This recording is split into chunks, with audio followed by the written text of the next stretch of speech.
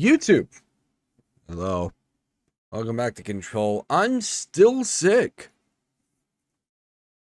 We're still sick. Also, yes, it's no longer October, but well, I guess that just means we are in Spookytober overtime again. Yay.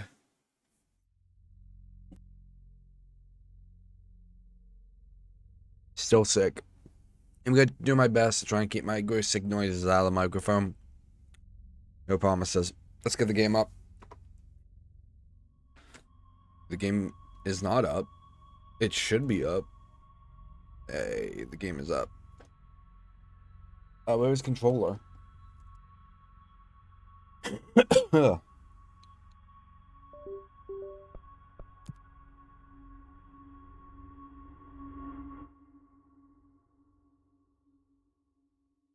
Alright, so we did the mirror last time. Also, yeah, control's probably not going to be too long tonight. Because we're starting a bit late already. It's already like 2:30, and like my dinner's going to be ready in 26 minutes. But I also really want to play Alan Wake 2.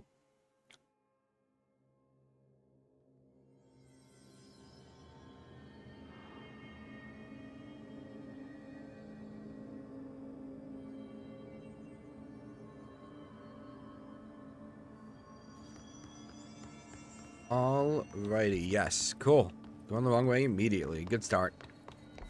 Alright, yes, so Control. I'm gonna try and... I don't want to, like, go through this too quickly, but I do want to... It is time we move on.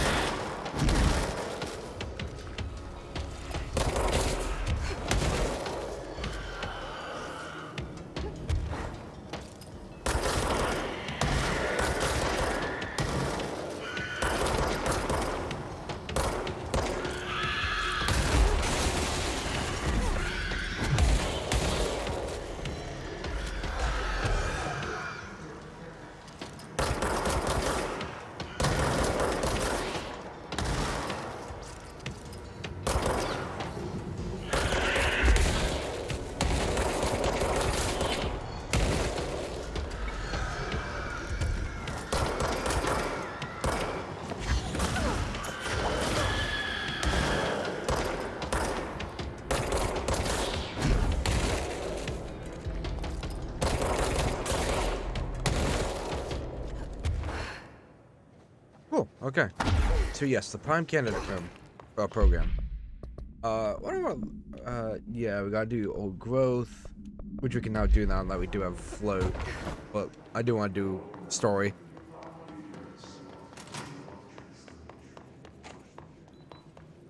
Alright.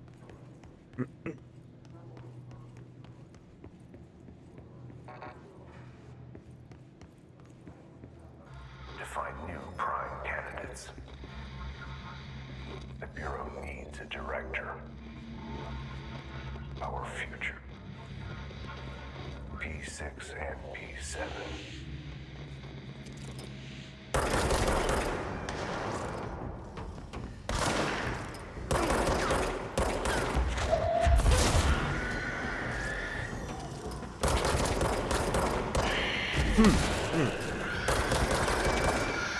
Come on. Where's the orb?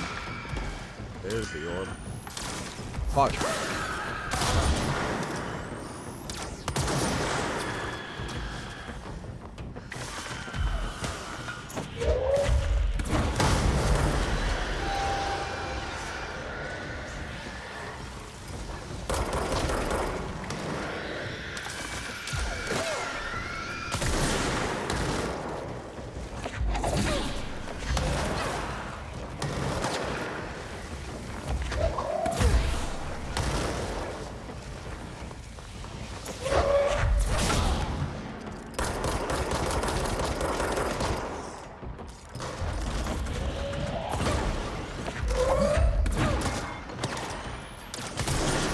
shit, loser.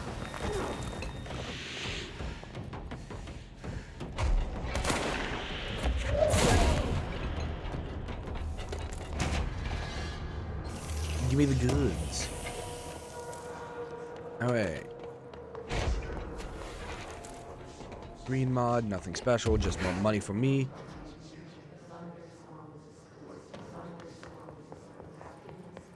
Okay. Actually, what did I miss a multimedia?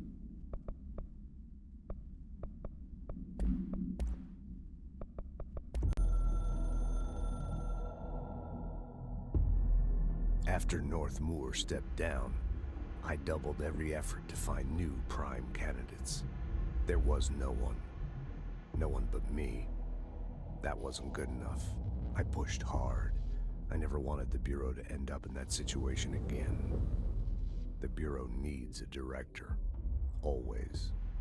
When my time reaches an end, I want more options on the table. P1 through P5 were all false leads, dead ends, and disappointments. Then P6. Dylan Faden. He fell into our arms. Ugh. No parents. They're gone. Casualties of an AWE. The boy has exceptional talent. The oldest house will be his home. We'll build him from the ground up. He'll be trained and taken care of. Darling can be in charge of this project. I can't. I'll stay away. I will not fail the boy like I failed my own family. My daughter and my wife. We weren't careful enough back then. Something came home with me. I took work home. My Susanna got sick. When I realized my mistake, I wanted to bring her here for Darling to do what he could. Kate flat out refused. Civilian doctors treated our daughter, but they didn't have a clue. She died. Kate left me. Same old story. That was a long time ago. The Bureau is all I have now. And the prime candidates are our future.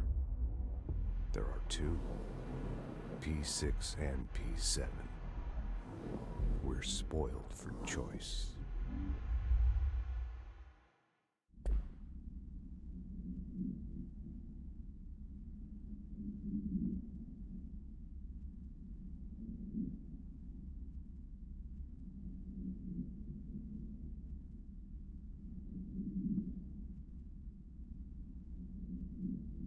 Alright, cool. Cool beans.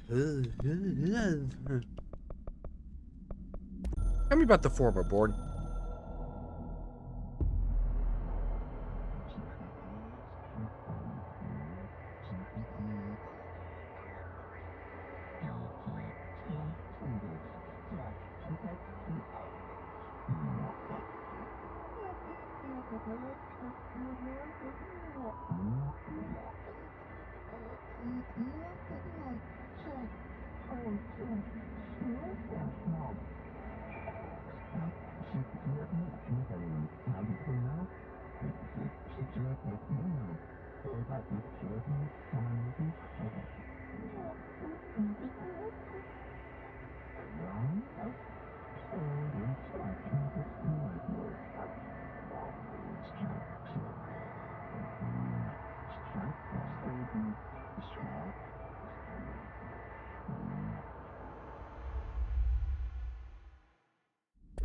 Cool, thanks. Very cool.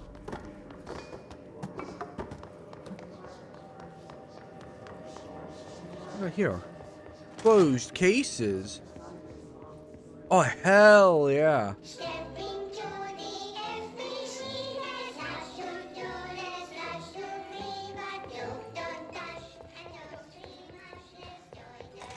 Hold on. No. Get away from that. We're gonna watch it the right way. If we're gonna watch the Threshold Kids, we're gonna watch this the correct way.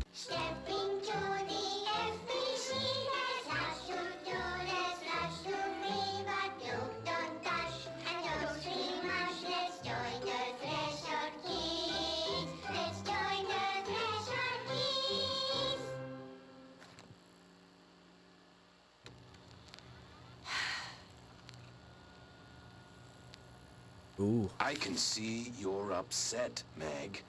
Why don't you tell Uncle Mr. Bones what's wrong? I did bad on my clairvoyance test. You can't ace every test, Meg. You see, everyone has different brains.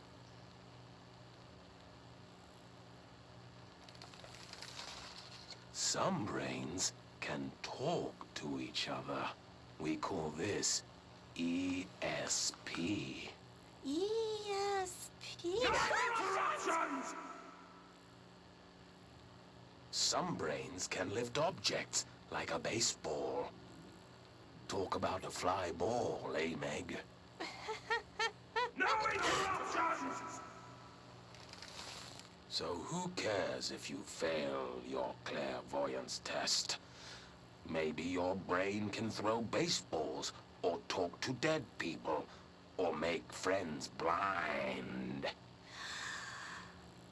Once we know what your brains can do, we'll know what job to give you. And if your brains are just right, you'll get to sit in the big chair.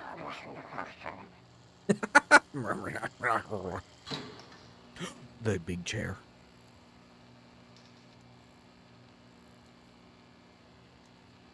What if I don't want the big chair? What if I don't want the big chair? Everyone wants the big chair, Meg! That's why we're all here. Use those brains to listen for once, or the only chair you'll get in is the one with straps.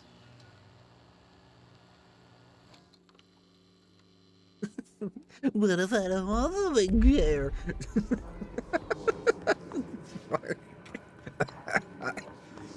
I love the Threshold kids. Okay, cool.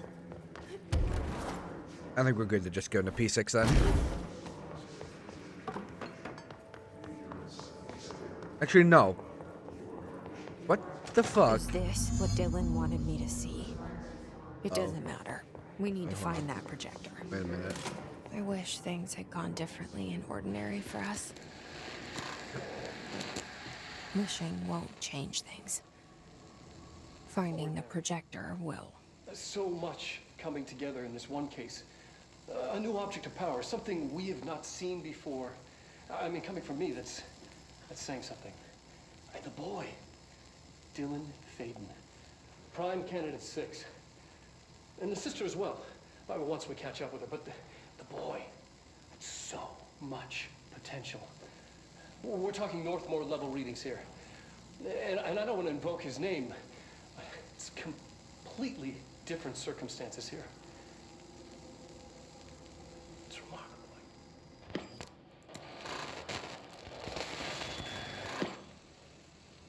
There was an incident. Yes.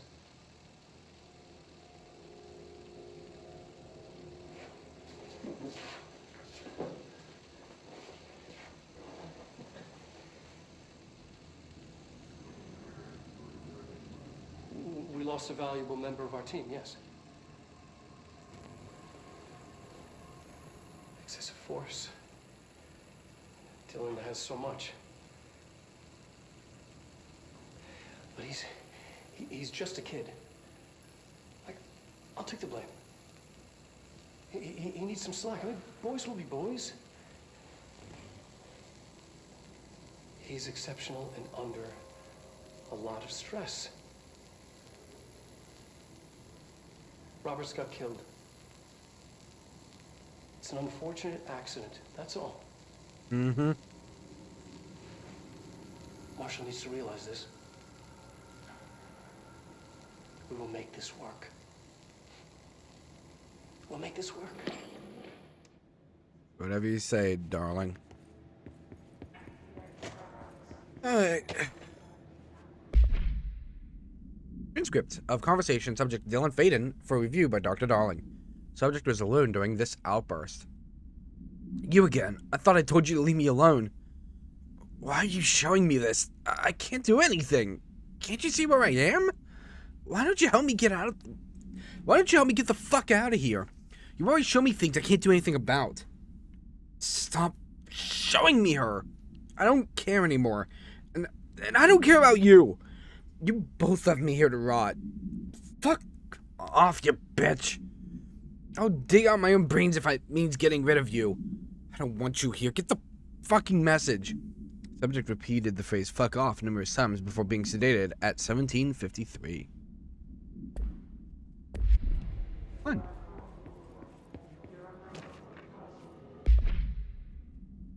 E6 victim autopsy. Agent killed during involved code names P6. Blunt force injuries of the head and neck, extensive trauma of the abdominal region, lacerations and contusions of the upper and lower torso, fracture of the spinal cord between the L1 and L2 vertebrae, evolution, fracture of the 3rd through 10th ribs, left and right, blunt force injuries of the extremities, abrasions, lacerations, and contusions of the extremities, dislocation of left and right elbow, dislocation of left and right knee. After examination, it was determined that the cause of death was internal bleeding that occurred when the was contorted through those. Fun. Fun. Yes, fun. Ooh.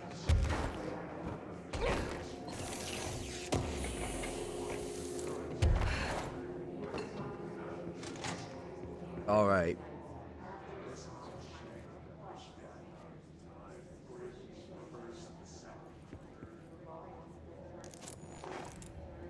Oh, I think that's supposed to give me an outfit that I already have. Because I fucking broke the game. All the times I felt paranoid, I was right. The Bureau could have given me the answers, but they just stood by and watched me.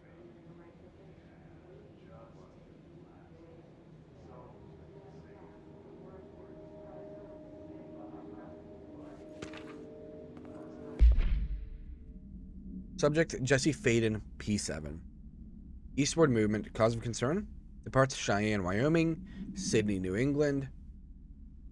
Departs Sydney, New England. Arrives in, Des Moines. Indiana. Arrives in Chicago, Illinois. South Bend, Indianapolis. Cleveland, Ohio. Bloomsburg, PA. And New York, New York. Bloomsburg. It's kind of close. Not really. We used to play there all the time. Me and Dylan. And other kids as well. We loved it. This time, I remember, was different. We found a way in. Deeper into it, like it had shifted. We went inside, and that's where we found the slide projector. A dump is a place for lost things. Things that have been thrown away. Did you ever feel that way when you were growing up, Jesse? What? No. Yes, but that has nothing to do with... Was there a slide projector at your home when you were small? No. Those were before your time, I suppose. But your family did look at photos together, maybe. In one form or the other? Maybe. When was this? Can you remember? At parties? Barbecues? How did it make you feel? Did your parents ever show pictures that embarrassed you? Was alcohol ever involved at these parties? Oh, hell yeah. Did your parents drink? Did that make you uncomfortable? No. That's just stupid. Come on. That has nothing to do with this. Nothing. The slide projector, let me ask you this. As a child, did you ever fantasize about worlds inside pictures? Inside a painting? You know, stepping into a painting, into a hidden world, escaping and finding adventure there, away from your parents. I don't think so. I don't remember. Maybe.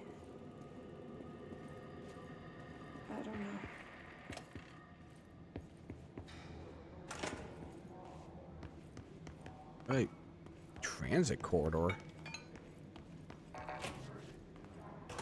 Wait, why would this? Okay, hold on, wait a minute. No, why would this be through like? I would have to go through P7 to get to this. Okay, sure. What? Okay, why not? They studied what happened in Ordinary here. That's the place to start looking.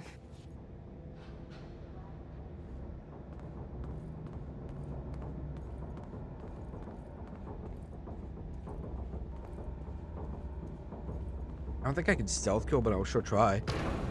Never mind. Oh shit! How'd that not go off?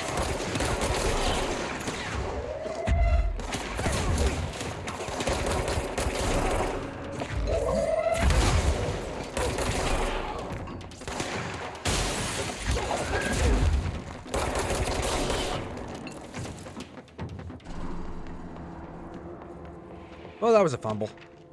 Work chat, dead dog. Okay.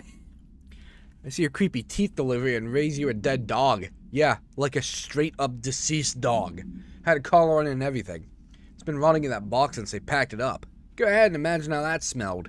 Don't go whining to me. I wish I got to watch a parade of human teeth. I wish I got to watch a parade of human teeth. I do want to fast travel back and as soon as I can find a spot. We're gonna change outfits because I have some outfits. David Lindquist, operations assistant. That's a new character. Shipping manifest, Willow AWE, inventory list of recovered materials. A hollow sphere, stone-like material. Virtualified soil, pieces of various sizes and colors. Animal carcass, possibly canine. Rusted metal bucket, leather wallet, aged shotgun cartridge. All materials to go to investigation sector for further analysis.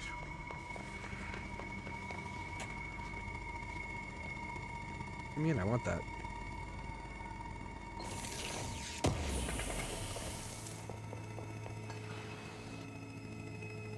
I think we're near the one of my favorite rooms of the game.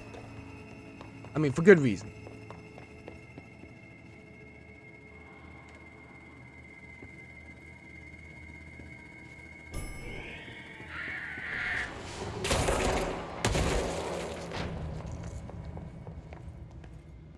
Sorry, buddy. Just Dylan and I were both prime candidates. Experiments. Oh, 4 minutes before I have to go get my foodie.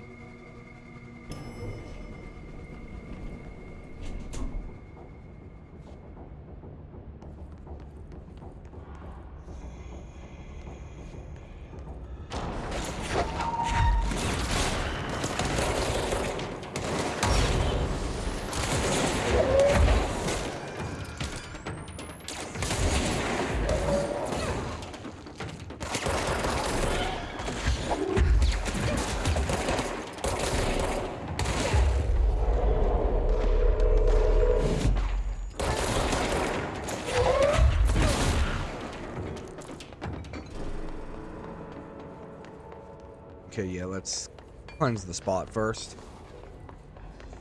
Can't exactly do much with this spot all mangled.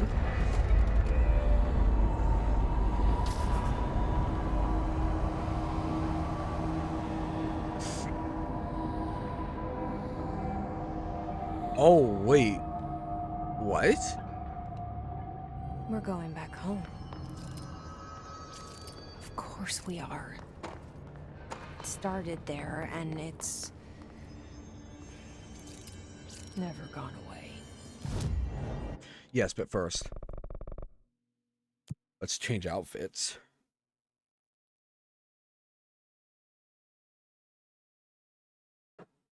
Ugh.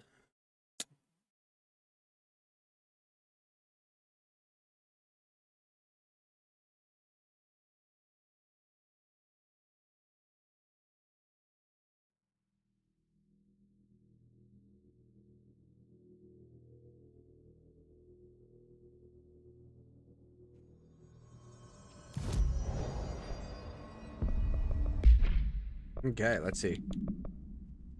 Janitor assistant, expedition gear, We do get that one for defeating the mirror. Director suit, got a respawn. Astrodive suit is. I do kind of like the Astrodive suit. You can see why I didn't want it because hey, look, P7. This is the PS4 exclusive suit, and I dig it outside of the stuff on her head. Flowing suit we get for doing the luck puzzle,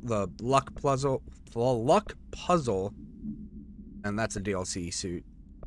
So,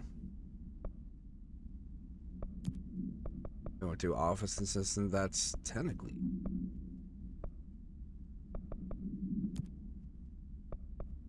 Or do astral? Fuck it. Alright, cool. I'm gonna hit a quick BRB just so I can go grab my food. And we'll be right back in just a moment. Alright, we're back. We're back. I got my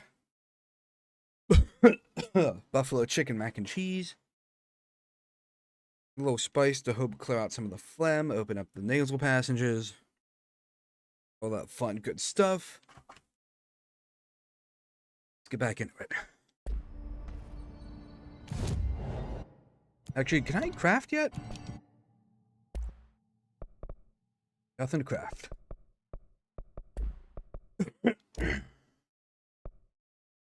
Hold on, I do want to look something up about this jukebox.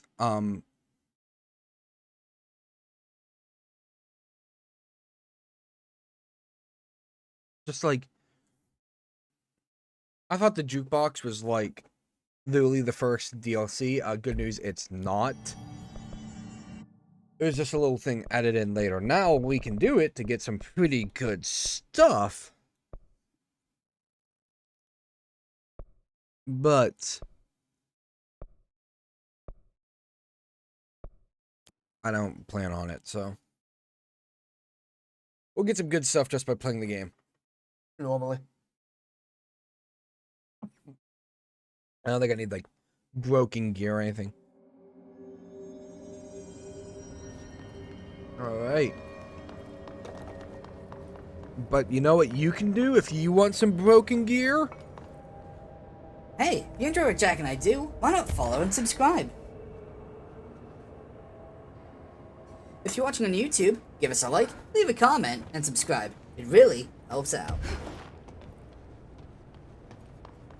Also, you can keep in touch with us with our social medias. Thank you, Roman. Alright.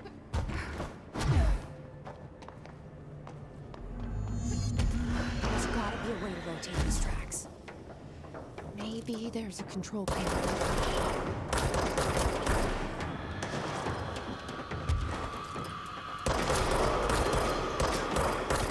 Is there a secret area in here? Remember, there's a good amount of secret areas.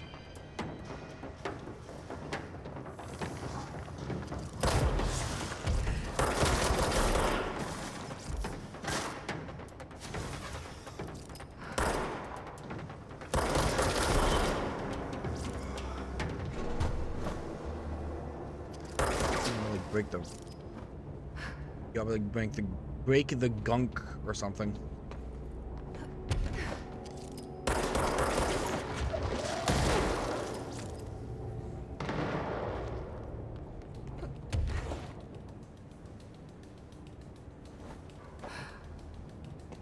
Dude, maybe the controls on the bridge operator thing, Jack. I can think of that one.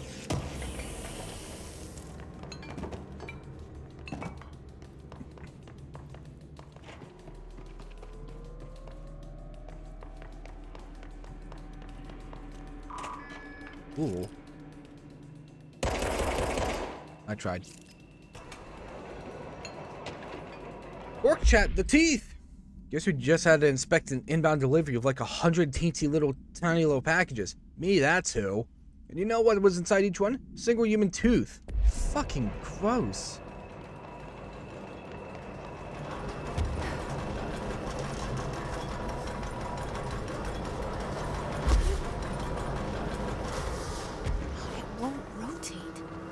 Something's blocking it.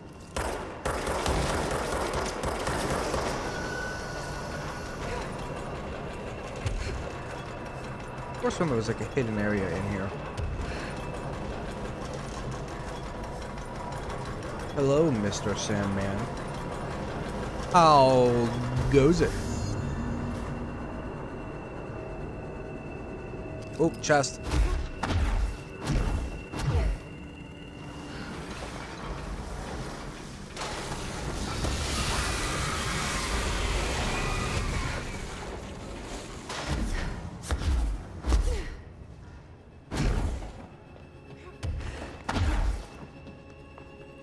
Oh, that's where I just came from. Duh. Duh.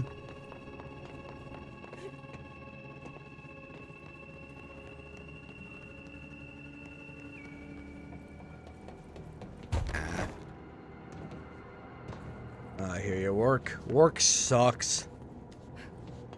I know. She left me roses by the stairs.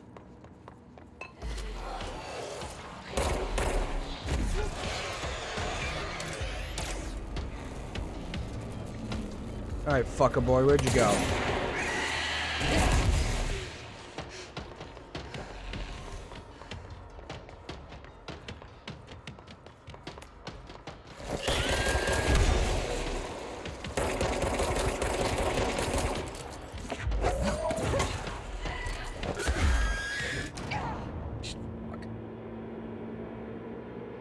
Dude, obliterated my health bar.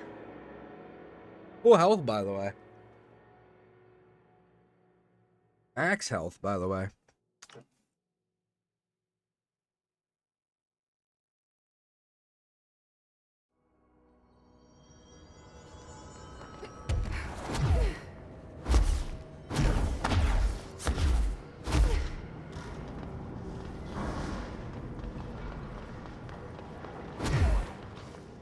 Oh, I walked right past this chest. Now, see, I meant to die. So I can go back and get the chest. It was all part of the strategy.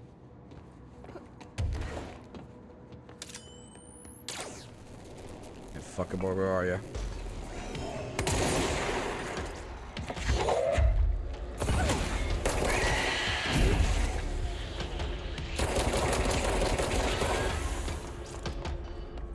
Yeah, just do that.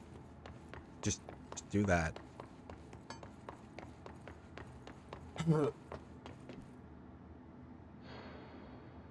Ooh, snacks.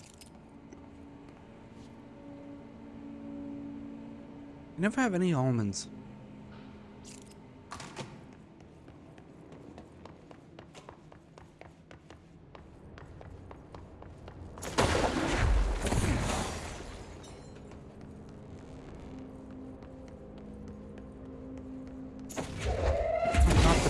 No, I...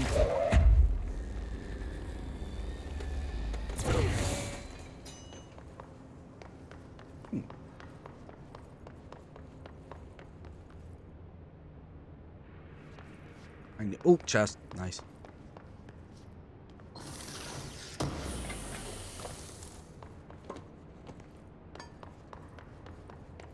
Okay, need one more battery box.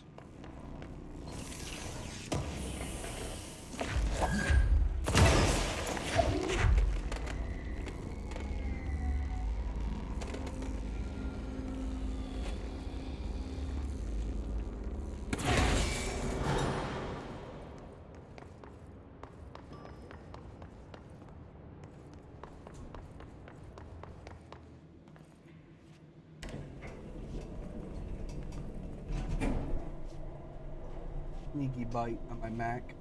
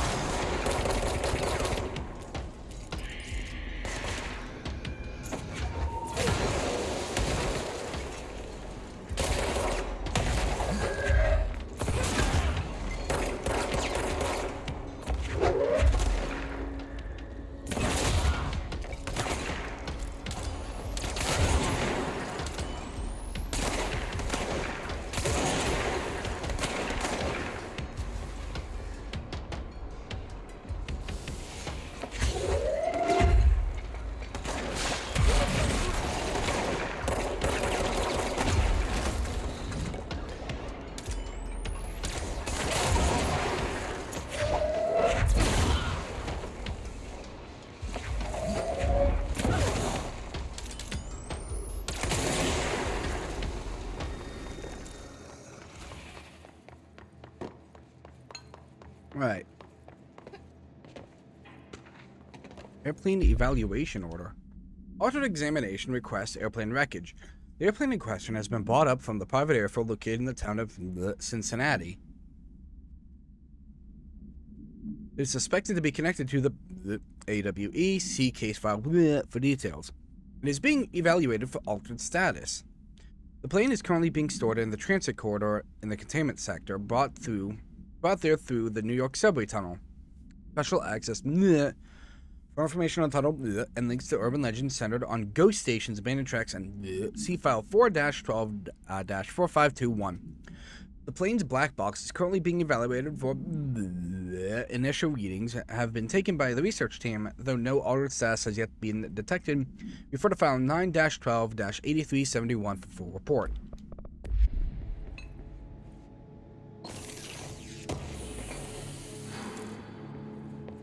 Alright, anything in here? No, just chairs? Okay.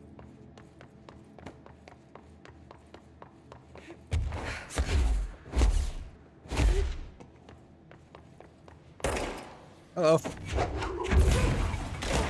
How the fuck did you miss? Alright, ordinary AWE stage 1.A dump witness testimonies. The first slide was removed with dirty wallpaper and dolls on a shelf. There were lots of dolls. Dylan Faden. The house was empty. No one lived there. We played in there a lot. It was our secret playhouse. Jesse Faden.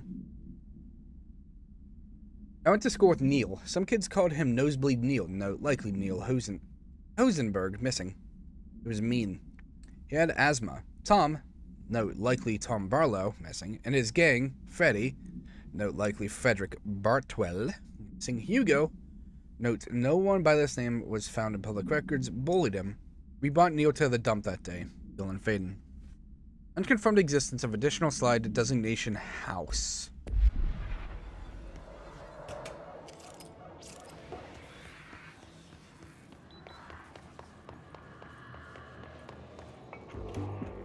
You're listening to America Overnight, celebrating... Yeah, we'll just play that out of the, Also, yeah, we don't have many American Overnights. It really makes me think I missed a couple. You're listening to America Overnight, celebrating 29 years, shining a light in the shadows.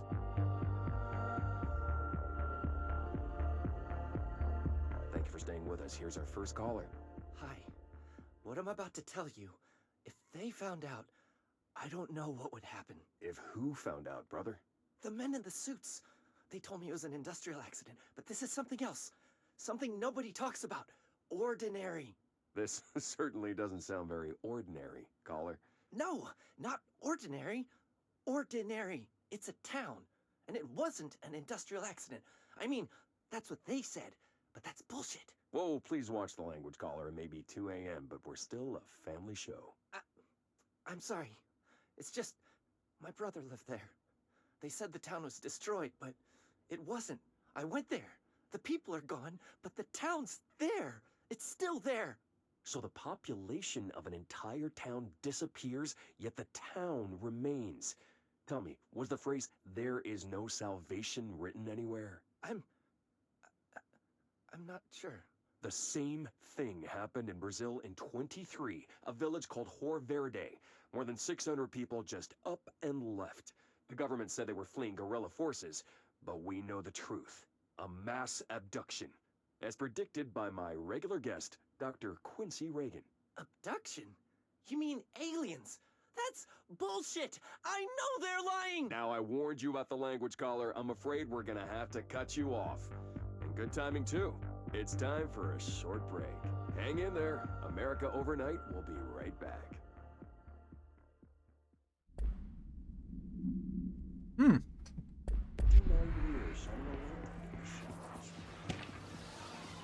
Oh, so many files. Ordinary. Oh, this is an important one anyway. An AWE occurred in the town of Ordinary, caused by an object of power. Slide projector ID OOP15. Discovered by local children at the dump outside of town. When a specific set of slides are used in the projector, the projected images open doorways to other dimensions. Multiple slides were used by the children, resulting in the disappearance of the town's adult population.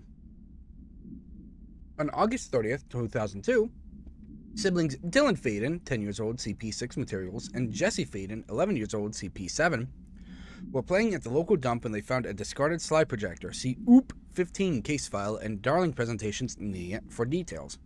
The team led by Director Tredge and Dr. Darling arrived at the site on September 14th. The AWE has ended, but the team found the Faden children who led them to the slide projector and the slides, which had been burned with the exception of one.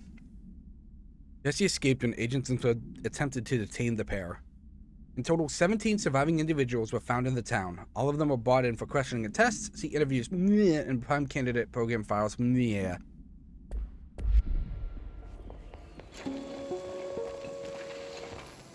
There is a curious I have to stop you right there, Doctor. unknowable forces intruding. I don't know. Okay, ordinary AWE stage 4.A, town proper. Jesse and me followed the dung monkeys to the cave. There were a lot of them. All of the kids from town had joined up. It was really scary. Jesse grabbed the projector and we ran as fast as we could. They chased us. Fell and hurt my knee. Jesse tried to help me, but the dung monkeys were coming. They were just about to get to us. But then Neil showed up. Neil looked like a dog, like a melted dog, but I knew it was him. Neil said a lot of times he didn't like being a boy because Tom just beat him up. I think he liked being a dog. The projector wouldn't turn off, so we changed the slide to the hand. I heard her immediately. She promised to help. Jesse said we should call her Polaris. It's because she was doing stars at school. Initial slide designation hand, SID 36, is verified and in Bureau possession. Unconfirmed existence of paranatural entity designated Dog Neil. EID-19930.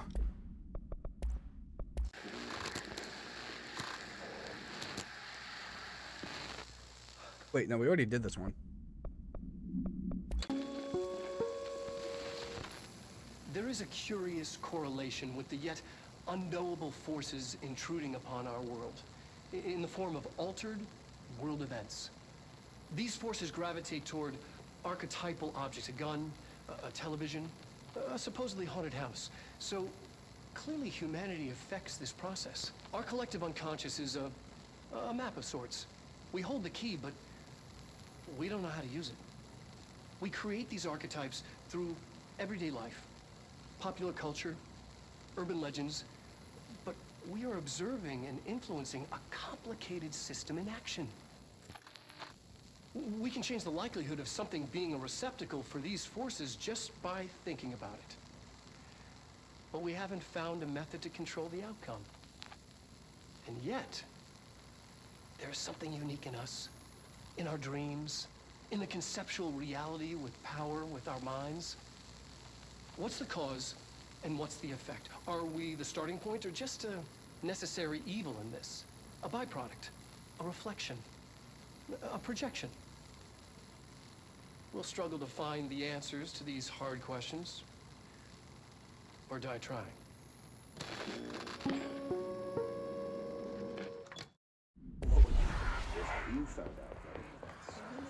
These forces gravitate toward archetypal objects, a gun, a television. Oh.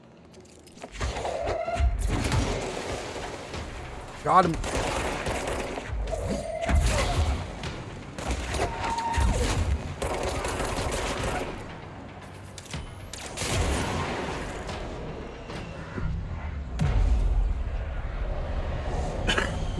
Ugh. Oh, man. Oh, another one. Another one. Got so many files. Sled Hill Cave. After what happened at school to jeez.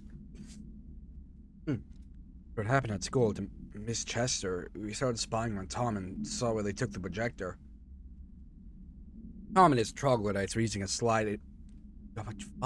Tom and his troglodytes were using a Sled Hill Cave as their headquarters. That's where the projector was. They've been using the temple slide. We called it that, but really it was a broken concrete thing. like a warehouse or a bomb shelter or something. Very, very dark. The not mother lived there with her babies, children, I don't know. She was feeding Tom and the others her milk. They were changing into little monsters. We called them dung monkeys. Confirmed existence of additional side designation temple. Unconfirmed existence of paranatural identity. Designation the not mother. Annual evaluation of Dylan Faden, formerly P6, performed by Dr. Carla Vaughn. The questions asked here correspond to the 5th iteration of the Gunner's psychological assessment. Are you ready, Dylan? Let's begin then. In a single word, describe the world around you. Where's Casper? Dr. Darling is out of the building today. He's never out. He didn't want him, did he? He never visits, not since Roberts. Tell Darling it wasn't my fault.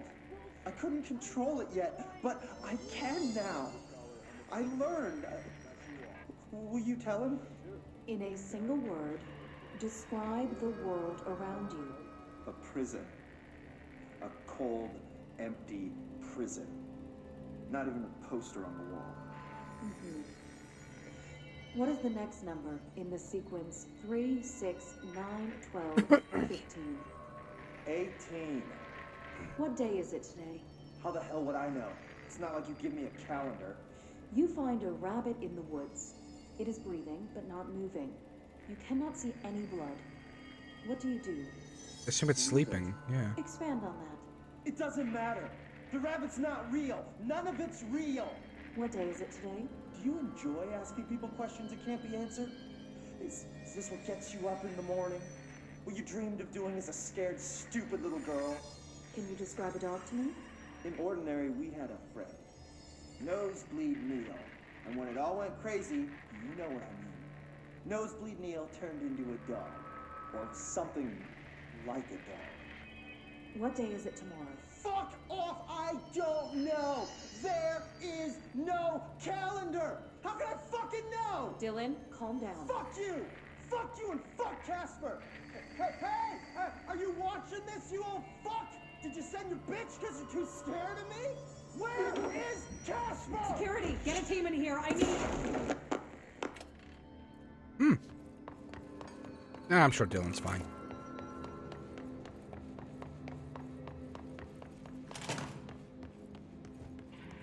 Oh, I got more reading, hell yeah! The second slide we called the meadow, but it was really just an empty lot with a bunch of weeds. There was a shack and a phone line. It smelled like flowers there. It was powerful, intoxicating. We had crazy dreams there. It must have been because of the smell. I didn't like it. Didn't like losing control. In the dreams, everything was melting, and then when we'd come out, everything had melted around the projector. Near was really into it. We found out he'd been cutting. Yeah, he's cutting. Yeah, how the hell did I get that? Neil was really into it. We found out he'd been coming there more on his own. Then Tom beat the secret out of Neil and found the projector. He and his goons took it. We thought Neil had gone lost inside the meadow and Tom changed the slide. But that's not what happened. Unconfirmed existence of additional slide designation meadow. Hell yeah, all my homies love reading. We went in and met Polaris, like a star. She told us we were special. She made us special. Felt like being born, or reborn. The world faded in for the first time. Familiar, but somehow different. Polaris told us how to turn off the projector. The dung monkeys and the not mother were coming straight at us. Dylan was crying. I turned it off and they were gone. It was over. It took all the slides and burned them. All of them except Hand. Unconfirmed existence of paranatural entity designation Polaris. Let's see what they have on Ordinary. Oh hell yeah, favorite room, baby! It's all here. Our home, our school, the woods, the dump.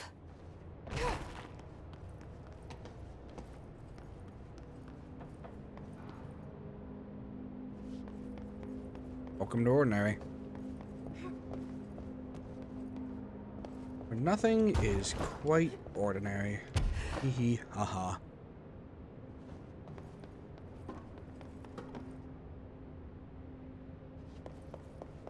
Best.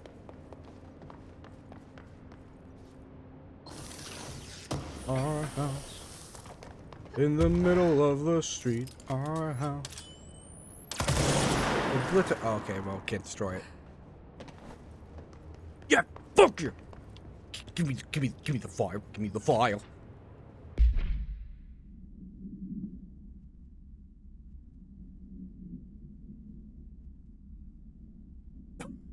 Okay, alright. Tom and the others had gone worse. Scarier. Math teacher, Mrs. Chester, tried to make them listen, and they pushed over a piano on her, broke her legs. Then Tom bashed her head in. Bye-bye, Mrs. Chester. I always liked her. I liked math. That was a tipping point. It was Lord of the Flies level bad. The grown-ups realized something was wrong. The police came and literally dragged Tom and Hugo and the others away. Tom was screaming that the Knot Mother would make them all go away. They enacted a curfew for every kid in Ordinary. Mom and Dad were pissed. Asked us about the dump and everything. I remember wanting them gone, like Tom had said. When we woke up the next morning, pretty much all the adults had just vanished. Was I responsible? Did I don't know. This experienced a majority of Ordinary's population confirmed the results from the slide projector related AWE.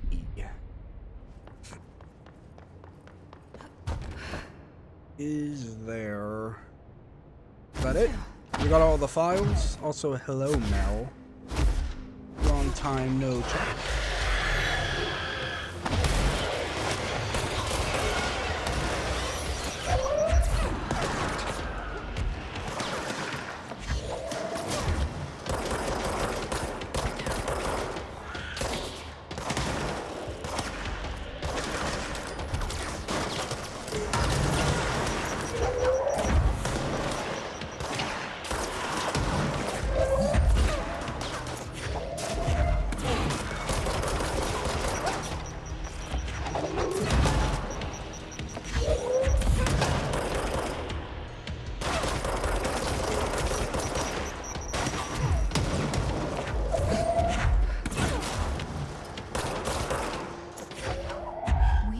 Slide projector in the dump outside town.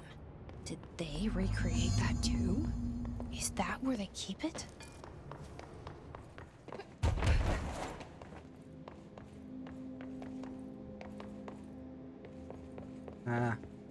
You mentioned a poem last time we talked. By Thomas Zane? Yes. Thomas Zane's a familiar name. I believe Thomas Zane was brought up in... Yeah, isn't Thomas Zane the famous poet from Alan Wake? Beyond the shadow you settle for, there's a miracle illuminated. I looked the poem up. Only I couldn't find any poet by that name.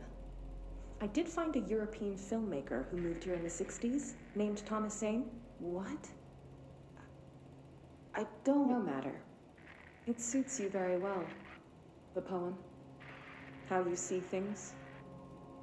Maybe you wrote it yourself? I didn't. No matter.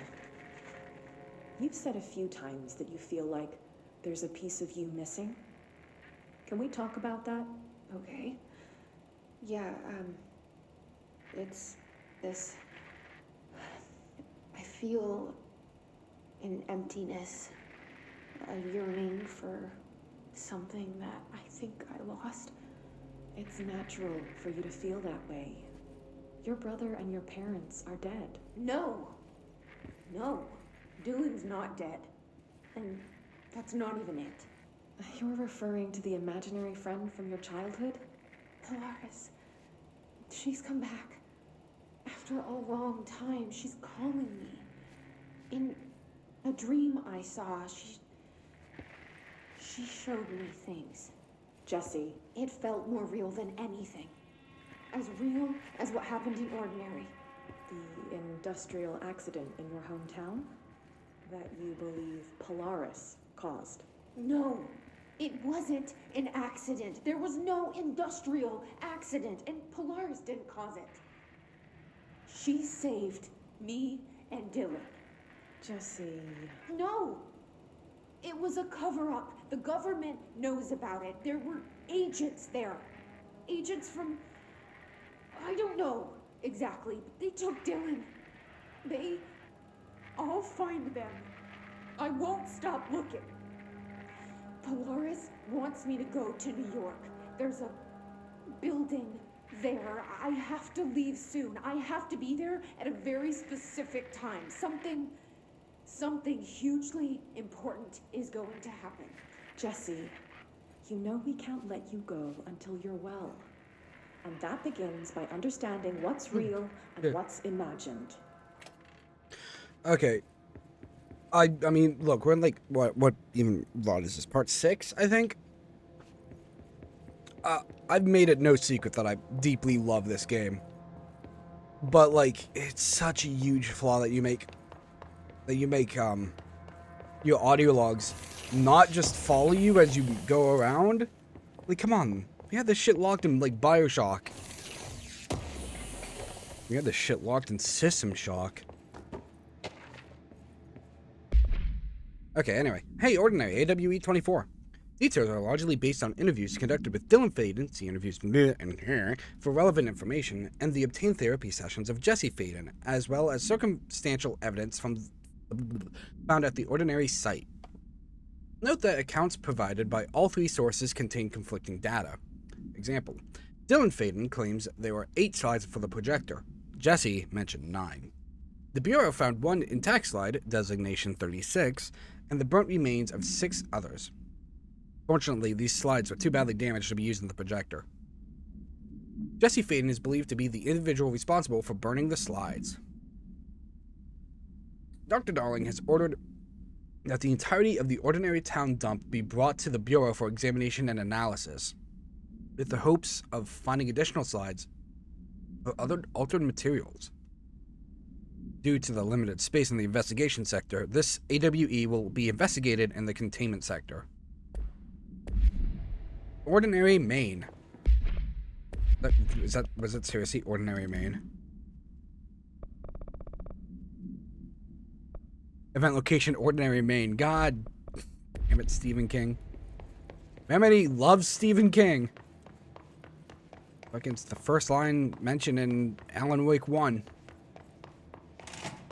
Is the dump. Moved the whole landfill here in the middle of New York. Imagine moving an entire Nobody dump. saw a thing. Pretty unbelievable. Federal Bureau of Control. Notice. By order of Dr. Darling, all work in the Ordinary dump is to stop effective immediately. Resources will be allocated to the department. Details will be forthcoming. This area will be sealed at the end of the month. Please remove all personal effects before that time. Any photographic slides, the type used in slide projectors, found in the area should be delivered to Dr. Darling immediately. No, it's Wally Darling from Welcome Home. I love AWBs. Wolf Globe, altered item 72-PE. The item was found in the penthouse suite at Toronto, belonging to David Wolf, who is being investigated for illegally dealing on altered materials. See case 13-HQ-37. Bureau agents raided his penthouse and found that numerous paranatural belongings, including and this item. Mr. Wolf was arrested. Article from the Toronto Daily. So, why would a 36-year-old Bay Street investment trader, filthy rich, married to a model, disappear overnight? That's the question that's kept Toronto high society up at night in this past week. Police says it's been looking into. Some nutjob radio show in the States claims he disappeared to join the Illuminati. But it's this reporter's opinion that Mr. Wolf, bored of his job, sick of his family, left it all behind to retire in some remote beach paradise. Now he's sipping Mai Tais while the world thinks he's dead.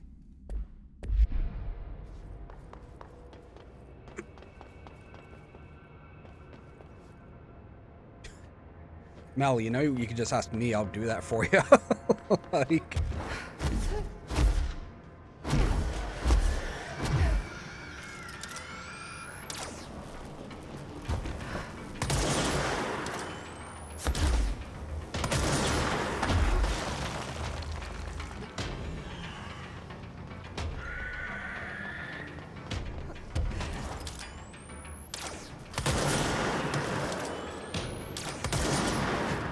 Oh, shit, I missed. Yeah, no, you fucking... I don't exactly remember what section, but yeah, by all means, just like... I don't know, send me a link or like a video or something, yeah, I'll do it.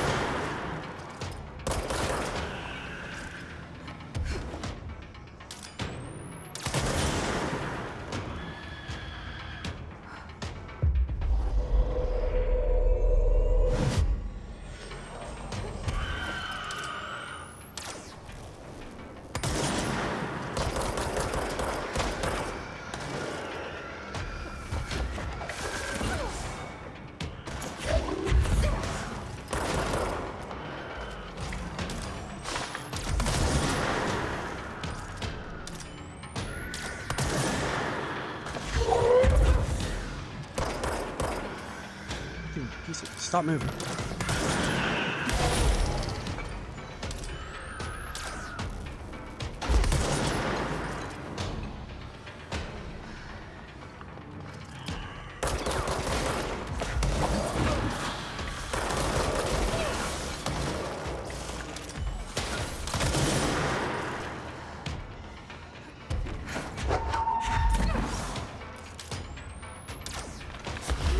Oh, wrong button.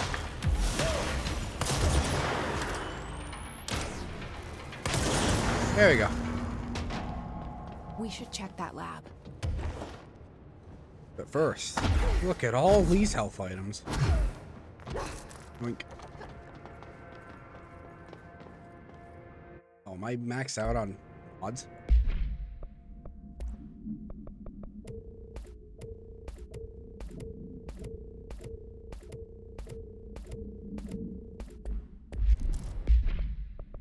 Pick it up to note it down.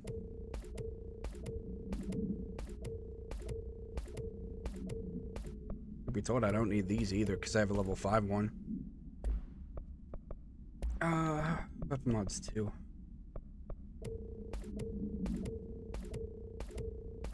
We'll just melt down level 2s until I get level 3 all weapons. Oh, look, it's just the fridge again. Silly fridge. Wait. And the... Well, that's more like a monitor. That's kind of like a CU. Yeah. Yeah, no, that's a monitor. Imagine a CR having a monitor mount.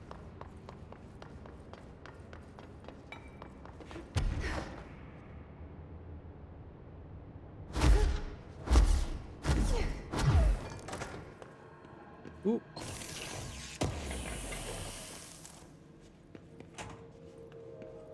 No notes?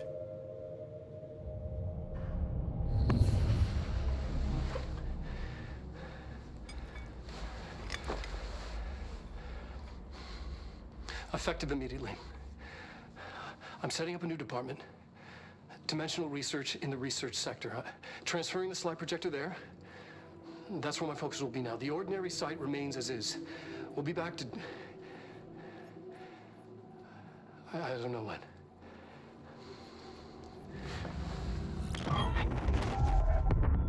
Darling took the projector to the research sector.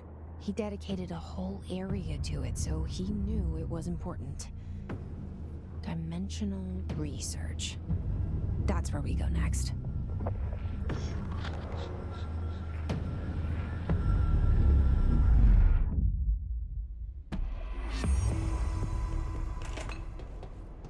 This should be finished, Tango. We have like 3 missions left, like 3 major missions left of a dark place. Wait a minute. What do you mean a dark place?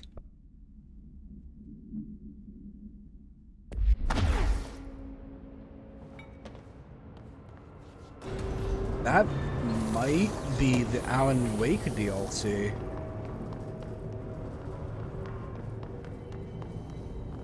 Oh wait, this might be the...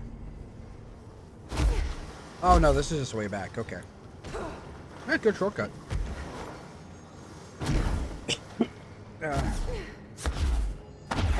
I'm going...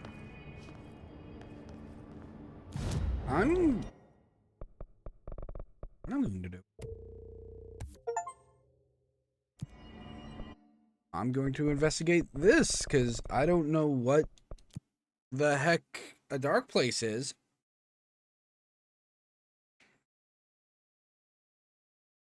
I have no memory of this place, of this mission.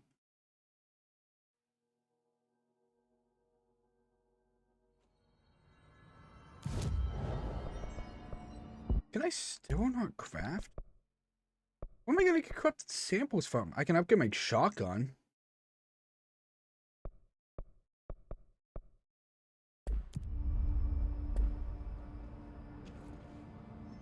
I need the containment protocols for every altered item or object of power.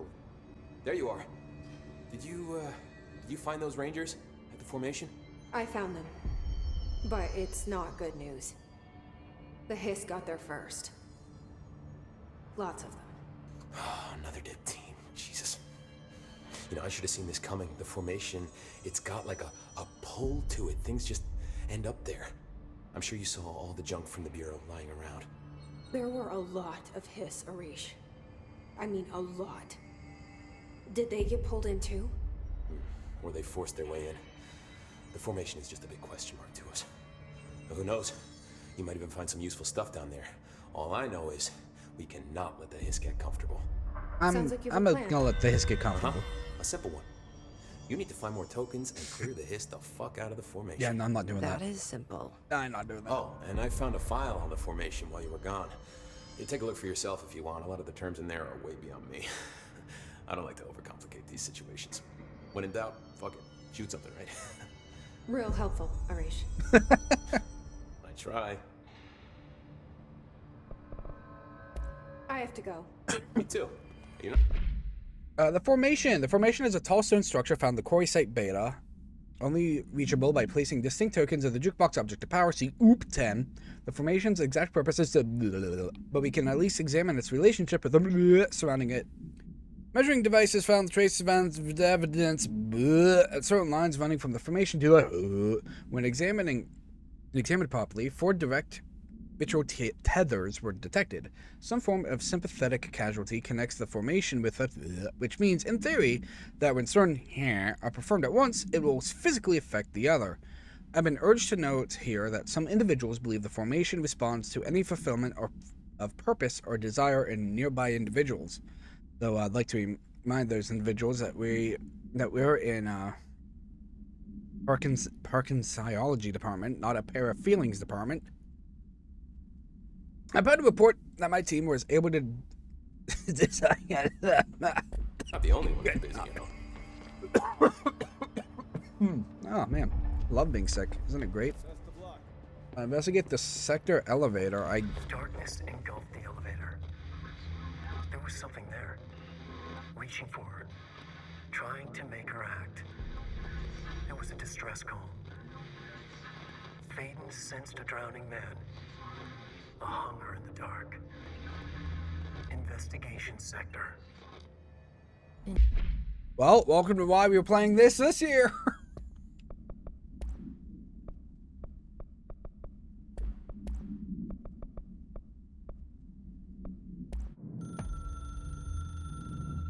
Darkness engulfed the elevator.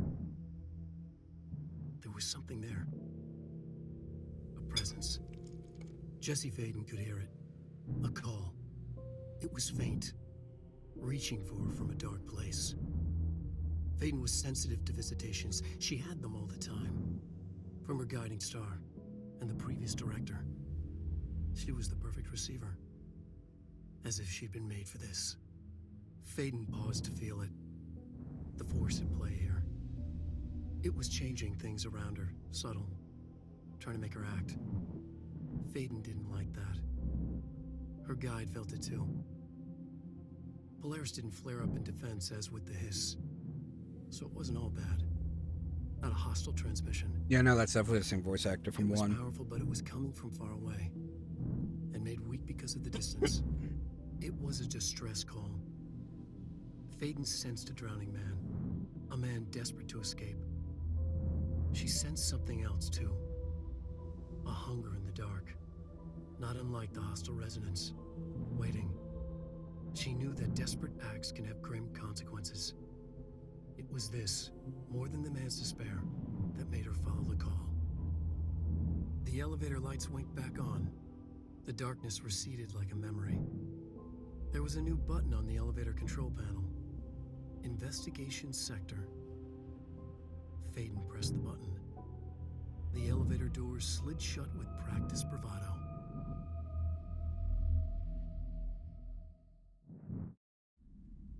I know we're gonna start Alan Wake 2 here in like probably like 2 more hours.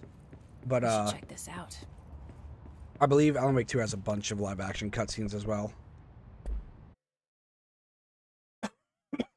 Boy, I hope I'm leveled for this.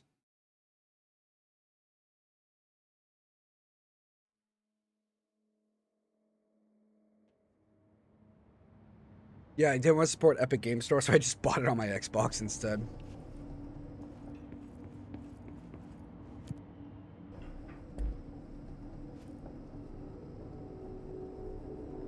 Happy Halloween, everyone.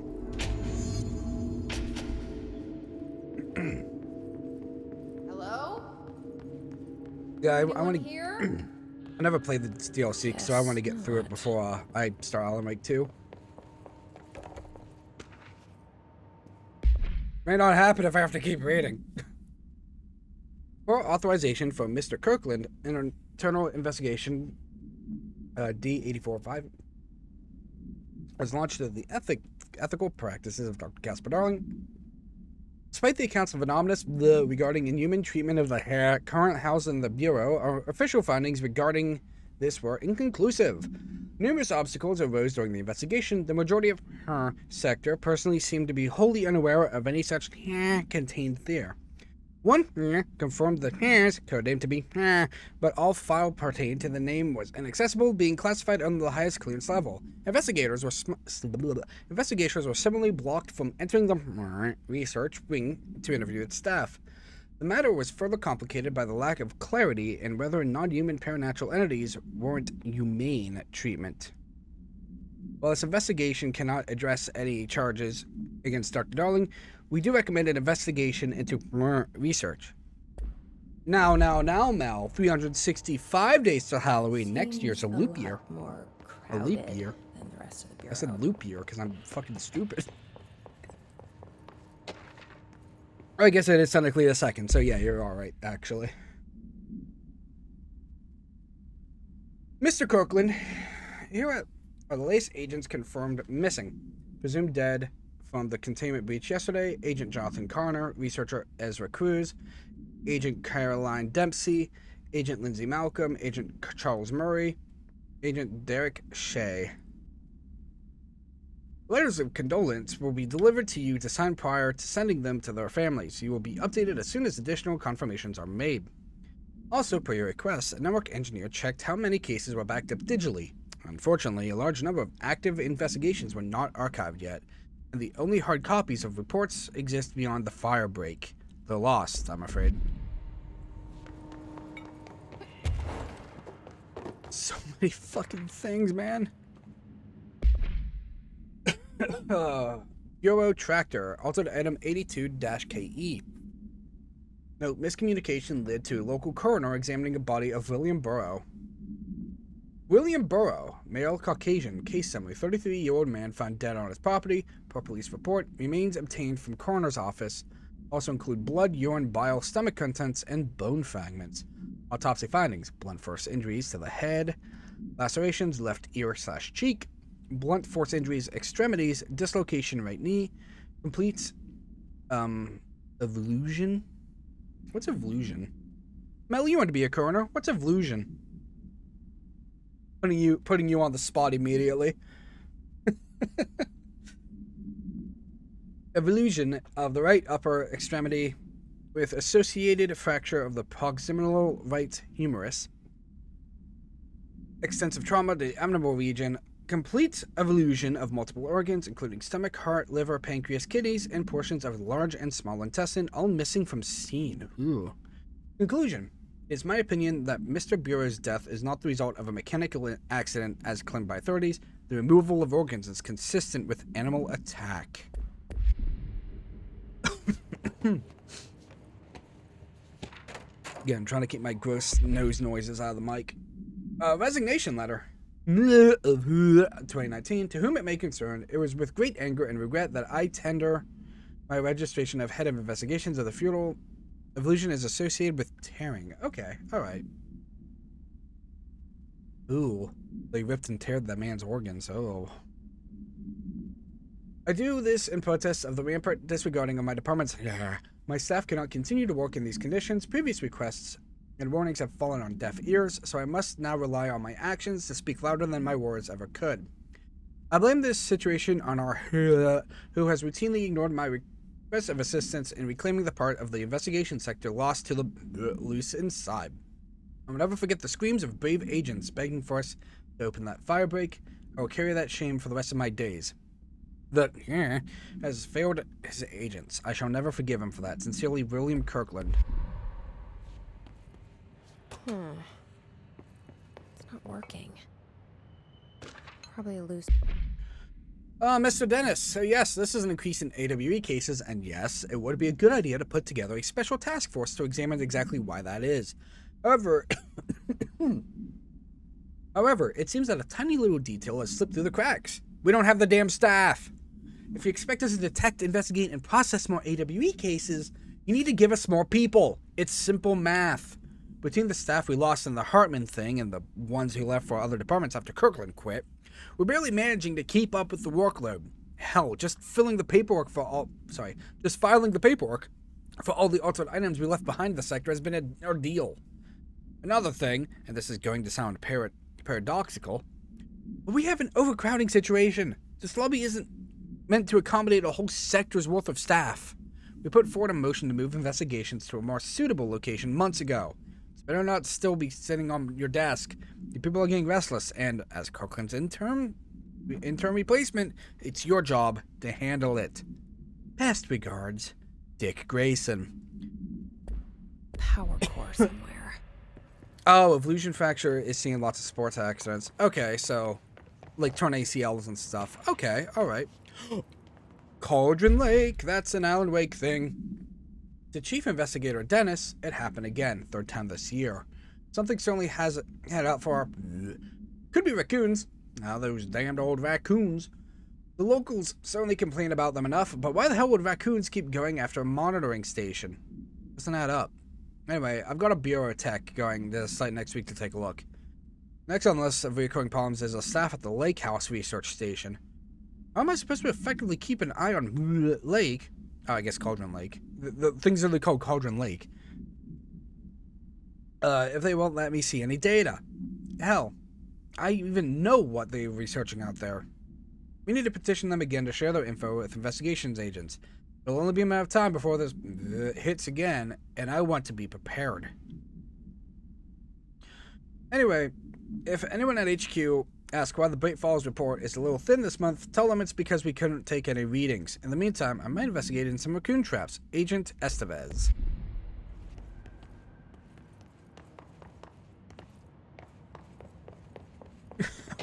So many fucking notes. God damn. The per authorization from Mr. Kirkland was launched into the of Director Zachariah Trench. A recent change of witness in Director Trench, including aggressive when he with our other staff, has been observed. However, this investigation is aimed at interpreting this issue rather than proving it. Notable between Director Trench and Dr. Darling has been witnessed by numerous Bureau staff. Although both declined to meet for an interview on the matter, witness accounts suggest the arguments center around the Dimensional Research Wing and the kept inside.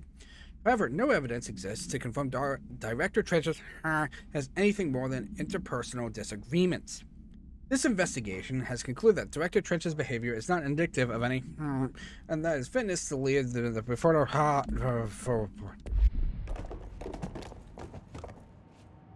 Okay, look, I know I look like Solid Snake, but like, I don't want to be in the cardboard box.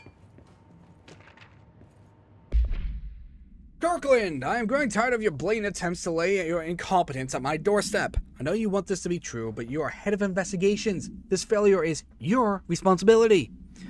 What do you think would happen? Holding a dangerous specimen in investigations? The containment sector exists for a reason. They are better trained and better equipped for this type of work. In fact, they have admirably taken on certain AWE monitoring responsibilities that your staff are no longer capable of. This happens more and more now. I don't think your petty internal investigations have gone past my notice. You're a worm. Everything I've done has been for the benefit of the Bureau. The Palm Candidate program only failed because of Darling. You are both failures, plotting against me. You're traitors, but the truth will emerge out of you. You are choosing to become my enemy, Kirkland. You don't want to be. Zachariah Trench. It's good.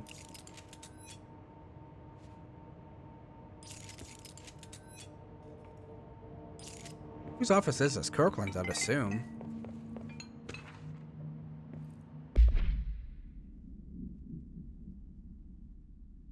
Did the things I just knock over just shaving a haircut me? Did anyone notice? Did anyone hear that? Is that just me? Shit, what did I just pick up? Fuck, okay, well, oopsie. Hopefully that one wasn't important. Just more internal affairs stuff, I hope.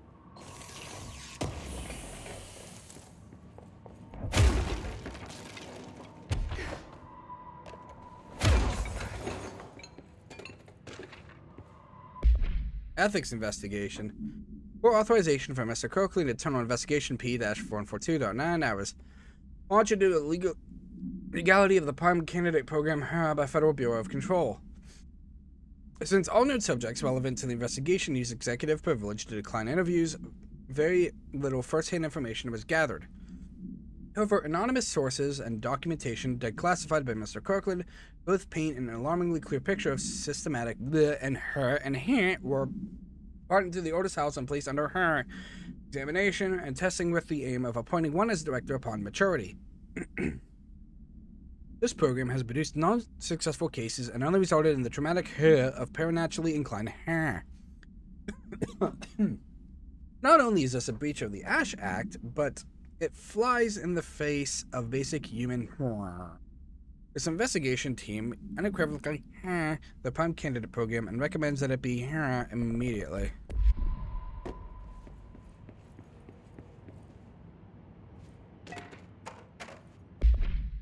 Okay, good. Okay, so the tractor.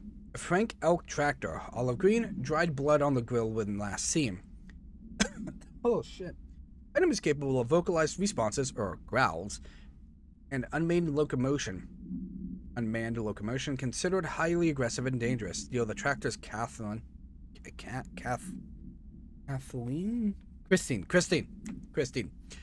The item first came to the Bureau's attention after the death of William Burrow, owner of Bureau Farm outside of Trenton, Texas. Local authorities arrived on scene after an employee found the mutilated body of Mr. Bureau beneath his tractor. Police arrived and were immediately driven away by the tractor. Panicked calls to federal authorities were intercepted by Bureau communications staff. A team was dispatched. Upon arrival, the agents approached the item. It responded by growling like a bear. 3 agents were injured when they were tried to detain the item, which escaped. Aerial search it. Aerial. Thanks. Aerial. Fucking. God damn it. Aerial.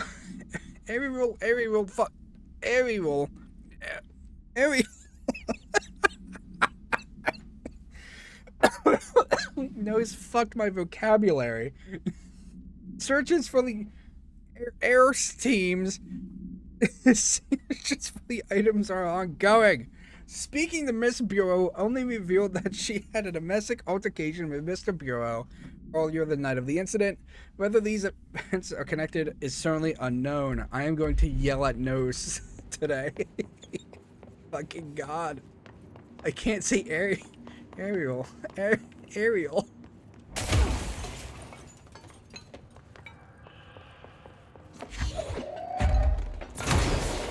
Oh, can I not take the one out? Okay, so then I need a battery. Where is there a battery? Where is there a battery? Oh, fuck the battery. We got more notes. I got 13 notes. If shrimp starts showing up, I swear to God. Casey inquiry. Mr. Dennis, a request came through recently from the FBI agent asking for all our files on Bright Falls, specifically on the disappearance of the author Alan Wake. For the interagency information exchange agreement, I had some paper pushers gather up a folder of all pre-approved files. Don't worry, all the inappropriate material is either missing or redacted. But I'm willing to let you know. Wait. Yeah, I was gonna say Alex Casey's a character on Alan Wake. He's, well, I mean, we'll get there in this. I'll let you know we received a request from a special agent named Alex Casey. Sounds familiar, right? That's because Alex Casey is the name of the fictional detective in those hard-boiled crime books Alan Wake wrote. Pretty interesting that an FBI agent sharing a name of the most famous character Wake wrote is looking into a case dealing with the writer's fiction coming true. I think this is worth looking into, but what's your opinion? That's really funny, actually.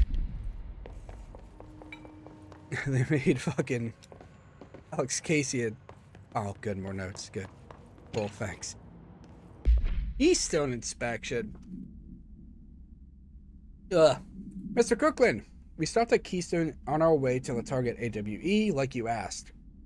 I'm sending my report directly to you to try and keep a lid on this Grumman Morales desertion issue. Blah, blah, blah, blah. We didn't find any sign of them there. Given the... Hold on, I need a drink. Give me a drink.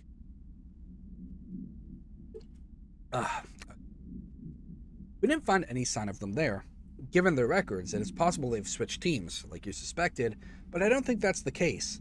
An event definitely occurred here on the Keystone. In Keystone, and I think Grumman and Morales got caught up in it. The entire population has vanished into thin air. Reminds me of the Ordinary case, but this is just the adults if I'm remembering the file correctly. This is different. I think our guys are casualties, not traitors. If it was an AWE, it seems to be over. We walked through the whole town and the only strange thing we noticed were markings on various buildings. 2 overlapping circles with a dot on the shared space. Could be unrelated. I'll show you the pictures when I get back. In the meantime, you should send a team out here to cordon this place off and maybe get the comms guy working on a cover story. Agent Keenum and Cal. Ugh. Okay, no, seriously, where am I supposed to get a battery at? I guess I have to take this one out.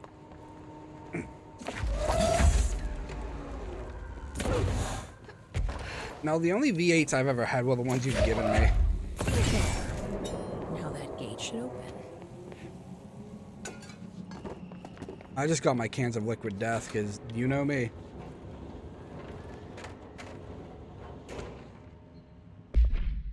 Oh, good. Specimen escape assessment. Good. The purpose of internal investigations X-039-7 is to examine the containment failure of specimen SI-1 that resulted in the deaths of NIA agents. An inspection report of the containment equipment 3 days earlier showed no faults. Investigators suspect human error to be the case, yet no department has proved any evidence to support this. Technicians were able to recover the researchers' notes on the specimen from the internal network. On the the specimen began displaying a sharp increase in aggressive cross-referencing that date with various logs found only 2 events inconsistent with the sector's daily routine. The air filters were changed, okay, that doesn't seem like a big deal, and an hour prior to the incident, a civilian named Alice...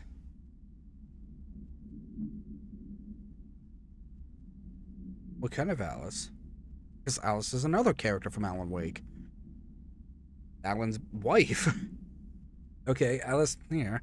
Enter the sector regarding an unrelated investigation. See interview 65-F-124. Given their connection to the same AWE case, it's likely that Mrs. presence is relevant to the specimen's escape into the Okay, no, that's definitely Alice Wake. Well, that's not good. That's no good at all. Also, how big is this? Oh, wow, that's... Well, that's linear. Okay, sure, why not? Fine.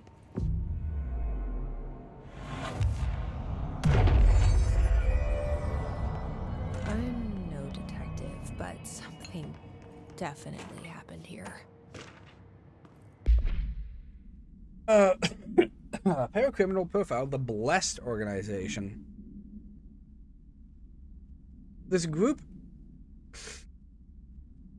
individual has operated outside the Bureau's notice for decades, perhaps longer, displaying a level of skill and caution rarely seen in paracriminal groups.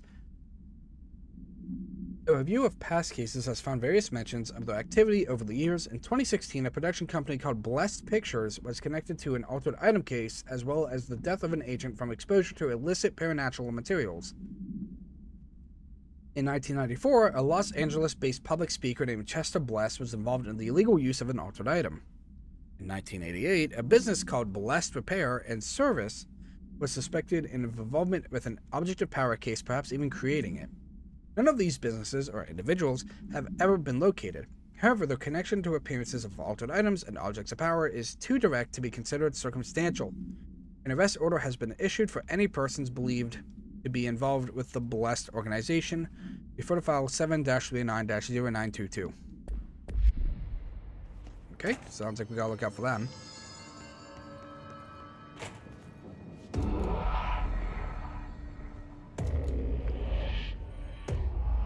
Do we know each other? This feels familiar. I can't seem to... I've forgotten it. I'm sorry. My name is Alan Wake. I'm a writer.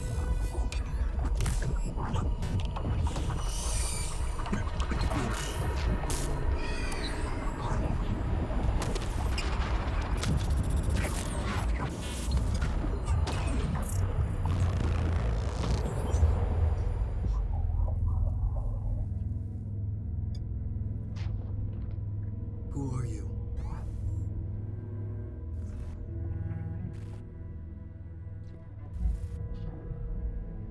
Who are you? Do I know you? I'm your friend Tom. Tom Zane. There's nothing to worry about. Tom. The poet. The diver. You look different. That was just a role. A character. The protagonist I played in my old film. I'm a filmmaker. An auteur like yourself. We're working on this together, remember? An artistic collaboration. Oh no, is Zane gonna be the villain of 2? You need a drink.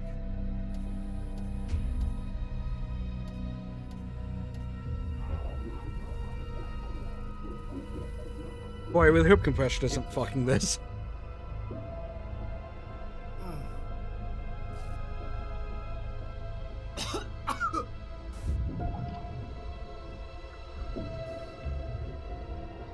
Endless. Darkness. Nothing holds still. But we're very close now. You've been writing. You found a way to escape. It'll work this time. Writing? You found a way! No. I don't... Wait. There's something. It's my double. He's out there. I've seen it. Yeah. Nothing to worry about. I'm dealing with it. It's fine, my friend. Let me handle him. You've met him? What the hell? Now, come on. You misunderstand me.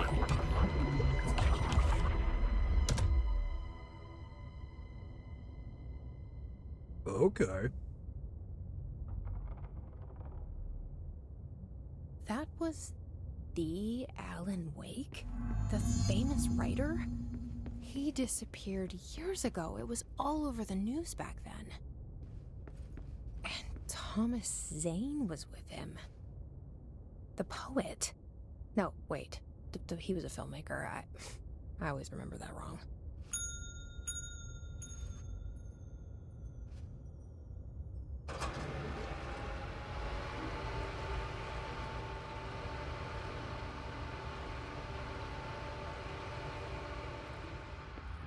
Hello? Night Springs? Night Springs? Oh, hell yeah.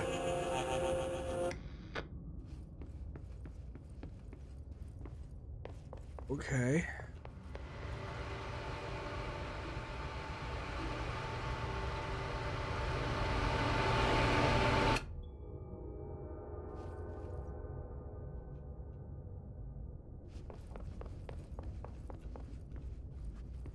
Can I hit the bell again? I didn't get the key for the door. I didn't get the key for the door.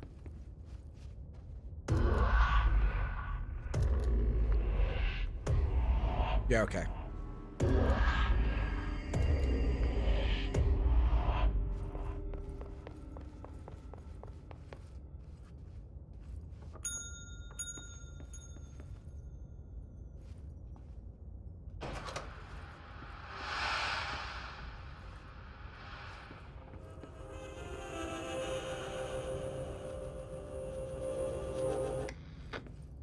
Nothing else seems out of the ordinary for the room. Nothing else I can interact with. And then, yeah, the vending machine that was not there before. Okay, so...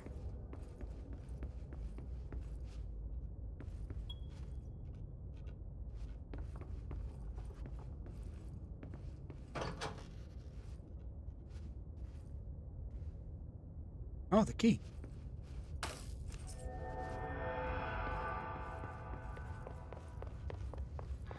Dr. Emil Hartman, devoured by hungry.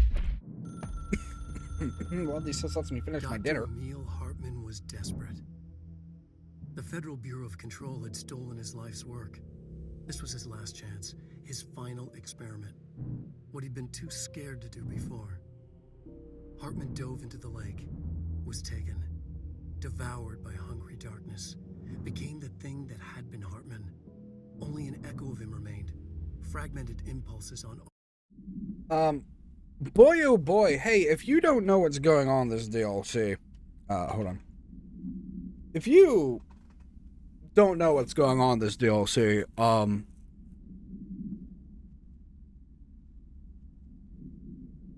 that's the game. Hey, I got good news for you. You can go on over to youtube.com/&JackKid13 streams to find the entire Alan Wake 1 as well as American Nightmare in full. We did that last year, for last year's Spookytober. But now, we do Control and Alan Wake 2 for this year's Spookytober. Violent, bloodthirsty darkness in the driver's seat. Emerging from the lake, the thing was captured by the FBC. Brought in, contained, studied. The thing broke loose, killed everyone it could. The FBC fell back and sealed the sector. The thing was alone in the dark, lurking, roaming, waiting. Then something else came. Not darkness, but similar enough. A sound. A resonance. It shouldn't be a surprise. If there's one, why not another? The darkness inside the thing could have been immune, could have resisted, fought, could have been passed by, passed through with no effect.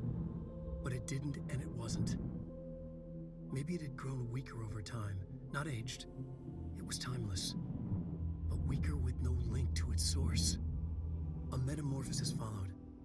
The thing that had been Hartman went through another change.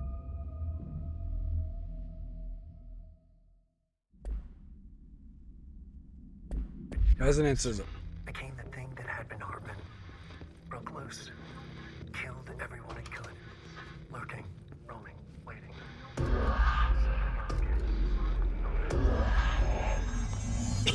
alright.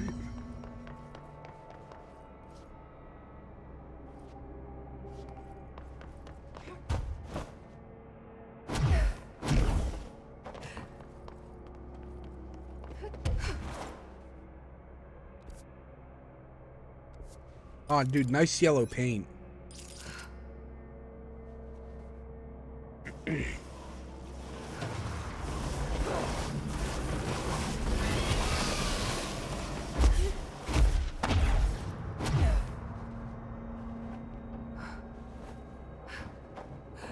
Oh, sorry, it's yellow tarps.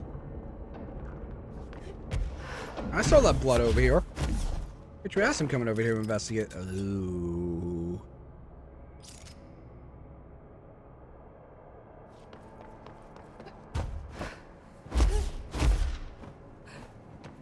We'll just let him sleep.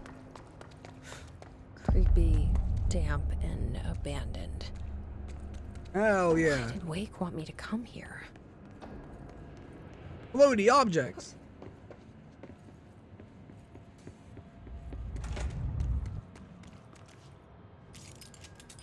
Alright, I don't have the hold on. But I don't have the shotgun whipped. Oh, that works.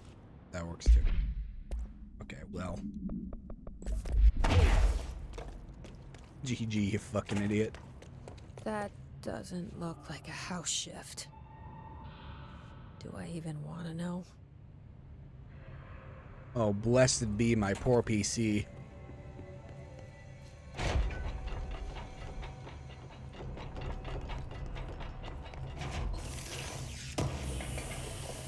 It's okay.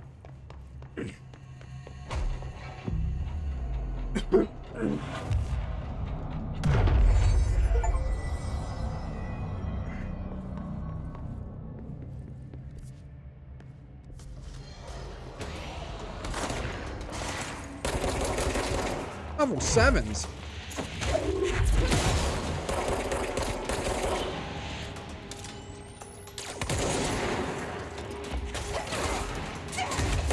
Level fucking 7s.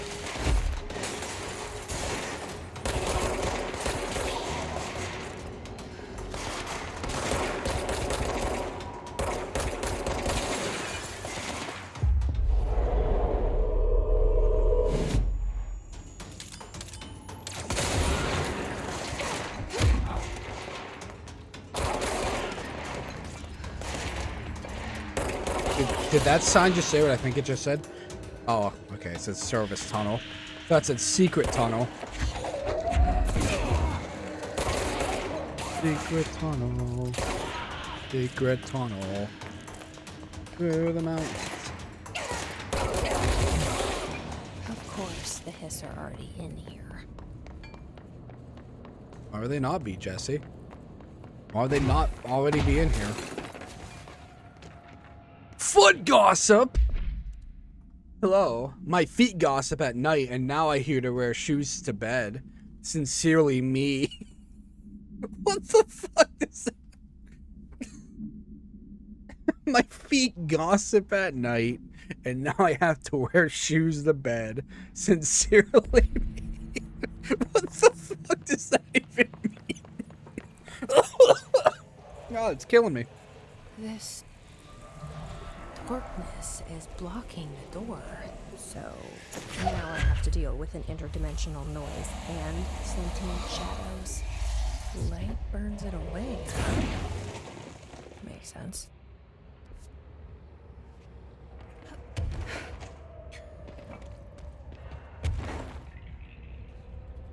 Okay, I got like platform.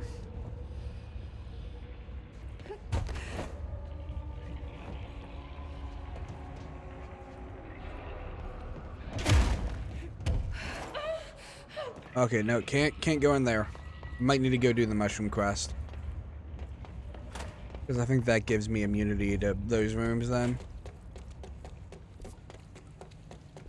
But I could be wrong.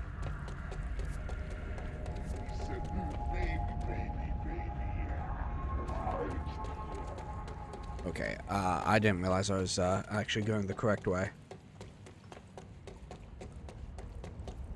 Might have to dip out for a second to go do that side quest, because I think that gives you spore immunity.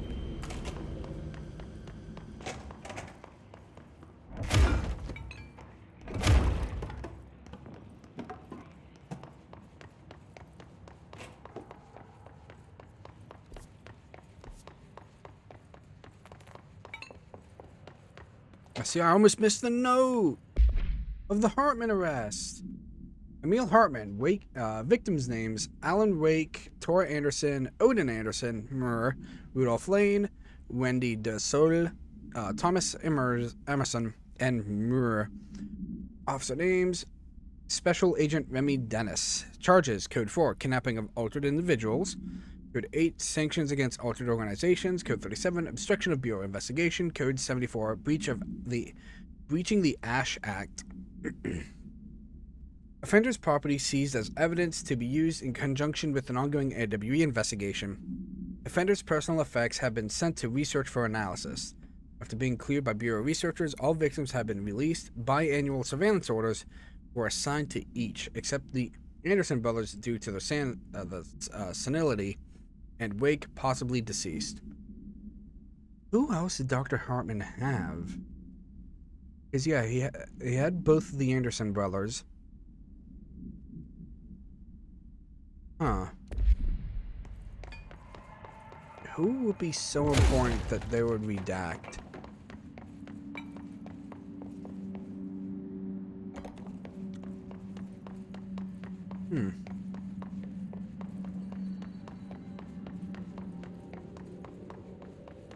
I mean, whatever is in the mushroom room is not going to be important enough, and it's probably just some extra items.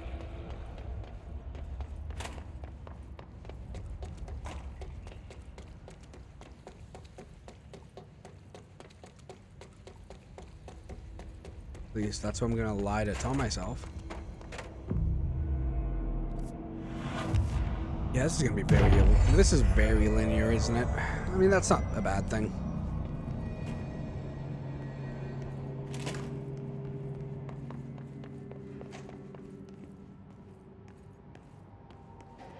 Okay. Operation Center. The third thing. The sound made darker. What's the third thing, Alan? Tell it to me. The resonance carves its way through the thing that had been Hartman, vibrating, remolding. The sound changes the darkness, and the darkness changes the sound. They both changed what remained of Hartman. They all turned into something else. A third thing. The sound made darker. The darkness made louder. Hartman was stretched. Stretched as anyone when seen from out of time, like a worm through time. Almost an Ouroboros, a spiral, a maelstrom. The gravity well of a black hole, twisting inward, tightening, taking you deeper and deeper to the bottom, the heart, and through to the other side. The third thing said, when you hear this, you will know you're in new you. He said, we build you till nothing remains. He said, under the conceptual reality, behind this reality, you must want these ways to drag you away. He said, baby, baby, baby, yeah, orange peel. Hell yeah, orange peel. Was a monster. What the fuck does that mean? Any ordinary person crossing his path. Now he crashed out of darkness toward Faden. There was nothing ordinary about Faden. I'm gonna have to shoot Hartman again? Awesome. Good. Bastard has it coming. Darkness made louder. Hartman was stretched, like a worm through time. The third thing was a monster. Now he crashed out of darkness toward Faden. No? Okay, I thought that was the layout here.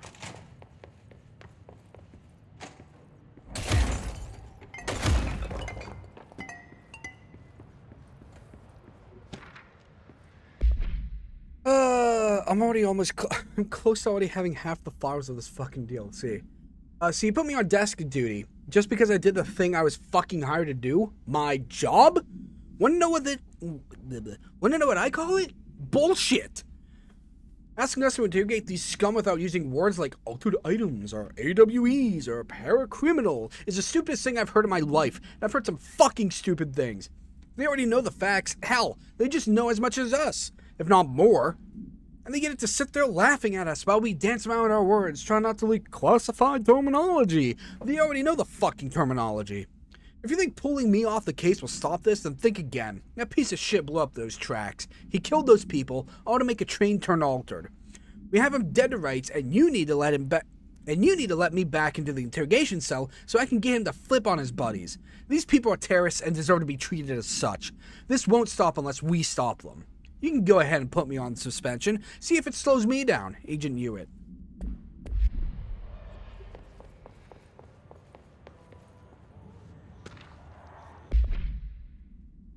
A black market hub specializing in the trade of occult talismans, relics, and other associated ceremonial objects, as well as genuine altered and paranatural materials, was raided in the Czech Republic by a team of special investigators.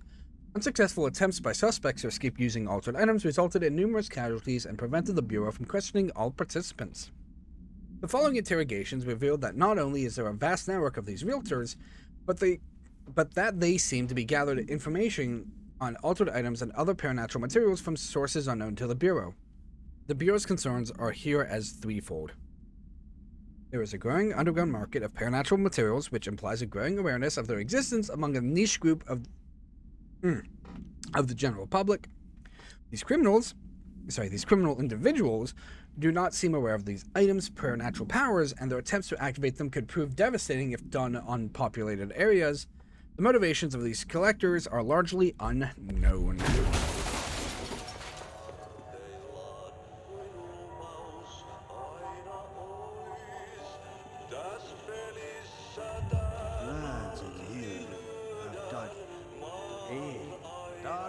Alright, well, looks like we got side missions for our DLC.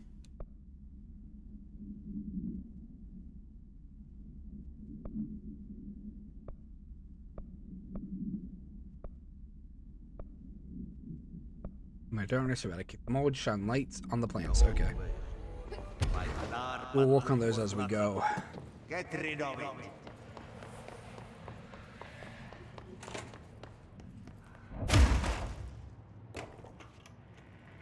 Reminder, all employees are required to report their hours at the end of each month.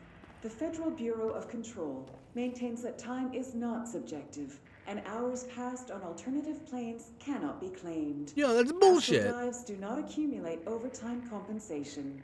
Thank you for your attention. What a load of crock. I'm literally doing my job. What does it matter if I'm in another dimension?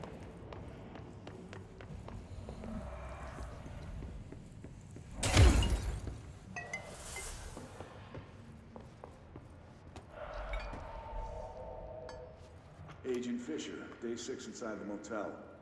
Utilized surveillance methods are as follows. Fiber optic cameras slid under the individual room doors. Motion detectors in the lobby area. Tripwire, triggering a flash camera across the main entrance. Even fingerprint powder on the front desk. Results are varied at best. Mostly just inconclusive and unusable. The footage is corrupted. Sometimes even the equipment is damaged. I don't know how, exactly. I think this place is making fun of me. That's the only explanation. I can hear them laughing and screaming behind the closed doors. I can hear the call bell go and ding multiple times a day, but when I look, there's no one. I know I'm supposed to stay out of sight, but I've seen the doors closing just before I can catch even a glimpse of anyone or anything. They're messing with me, whoever they are. I think... Wait, shh. There's something. I gotta get this. Gotta get the cable out. Come on, you fiber optic fuck, cooperate. You fiber optic fuck. Me and my internet doesn't work. Fiber optic fuck is a good line. Oh, it's not done. I think I might have finally caught one. The recording better work this time or I swear to God I'll... What? Hello? Who's there? Oh, shit. I'm with the FBC.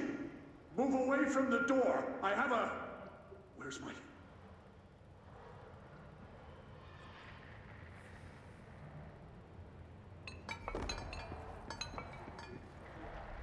It's still going.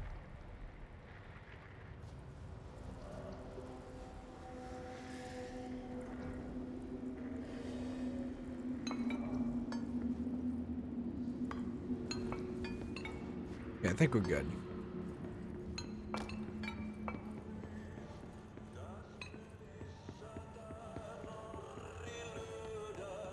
Okay, I need...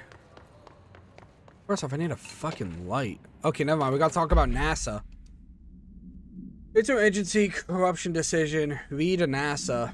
Following the NASA FBC coordination agreement of 1972, the Bureau has provided NASA with numerous technological advancements based on our research, including the Black Rock. Is this supposed to fucking... Is this supposed to explain how the US got so caught up in the space race? How we managed to land on the moon before the Russians? Because the FBC gave NASA Black Rock? Why? That's dumb, but I kind of love it. Including the Black Rock line now found on all spacefaring vessels. In return, all data gathered during space missions is made available for Bureau researchers to analyze. Recently, certain individuals have raised the concern that this relationship does not adequately benefit the Bureau, either intellectually or financially. A thorough examination of the costs incurred by both organizations has shown that the expense of NASA's recent launch of the far outweighs any spending related to the processing and delivery of Black Rock. From its medium Earth orbit, the will provide the Bureau with an unparalleled resource for remotely monitoring and photographing AWE sites, a resource that would be lost if the partnership ends. It is the opinion of this community that maintaining a cooperative relationship with our colleagues at NASA is of vital importance. That just sounds like some snob just went, how does the FBC, like, know all this stuff? And it's like, okay. Remember, he just went, okay, fuckers. So, NASA.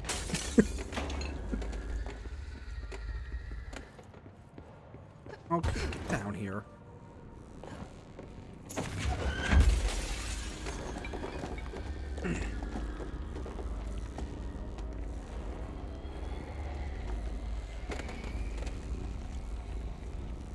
I don't remember where I need to put this. Does this count as a bright light? No? Okay.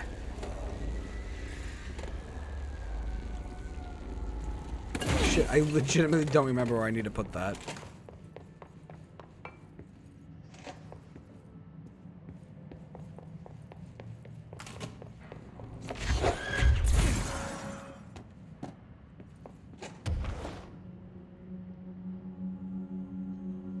Oh my god, it's right there, okay. Fuck me. That's right next to it.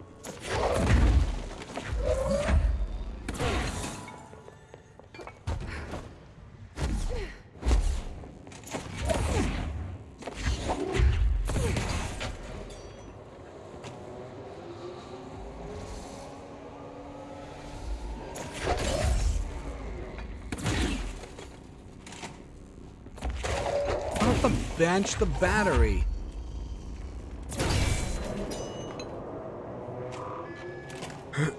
Oh, good. Look at all these fucking files. The Shadow. Paranatural entity A-1, aka the Shadow, is an aggressive consisting of 3 normal types. Localized manifestations of sentient capable of occupying organic or inorganic material as well as exerting over its surroundings. Shaded individuals, human bodies by the Shadow. These individuals become notably more aggressive but do seem to retain of their previous selves. Research is ongoing as to whether this condition is reversible. Shaded objects, similar to Type B, except the inanimate objects are solely used to be as destructive tools. Each type seems to work towards a shared goal, possibly targeting certain individuals, see AWE 35, which may imply a shared link to the intelligence. The threat of the the threat this entity possesses warrants immediate exploration of the offensive defensive measures. The investigation sector is being outfitted with additional lighting sources, some internally powered to prepare for the eventuality of an My understanding of the darkness is Shut up, Herman. Is that Herman's VA? From this one? abyss, this void. It very much does not wish to be understood. I don't know if that is. Light symbolizes knowledge, then it stands to reason that darkness would equate to ignorance. By its very nature, it abhors comprehension. Of course, my own nature drives me to comprehend all. We are opposing forces, destined to collide. And given this conflict of natures, we know that the light of truth will burn away the darkness, both figuratively and literally. Any significant light source can be used as protection, even weaponry against this metaphysical gloom. And then there are the artists.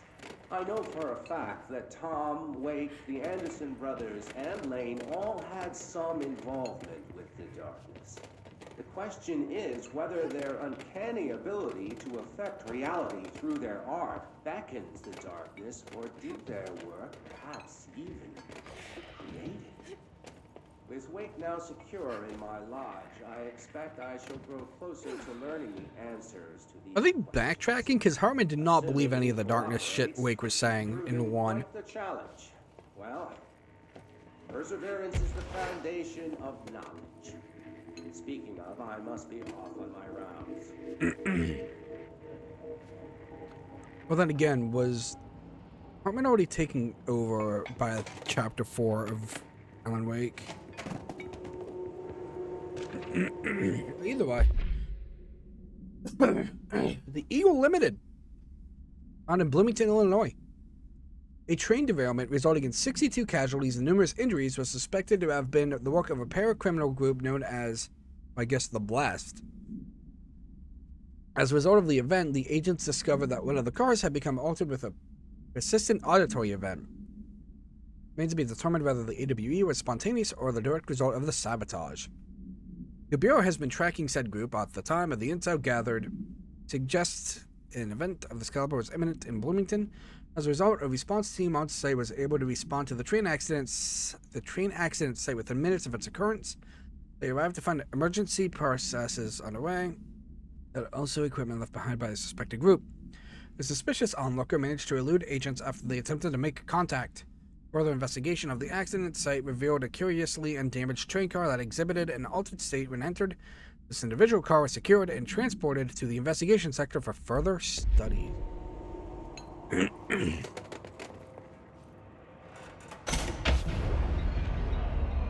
Oh, that's not good.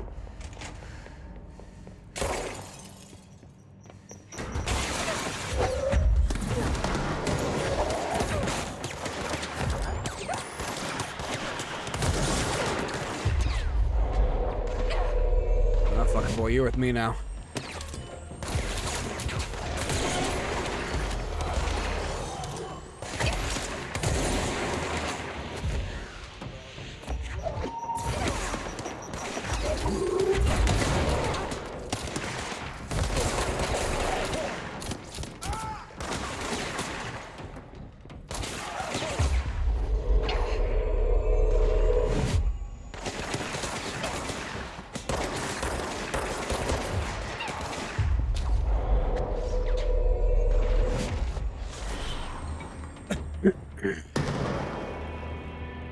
Okay, new enemy type.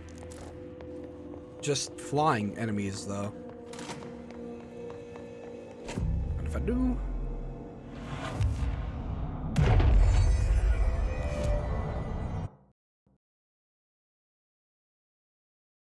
Uh-oh. Uh-oh. Oh, that's a game crash, baby. That's a full-on game crash. Kicked to desktop.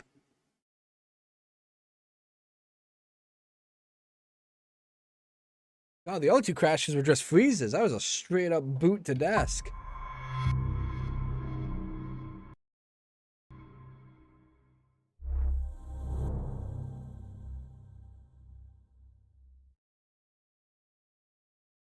Thank you, 505. Very cool.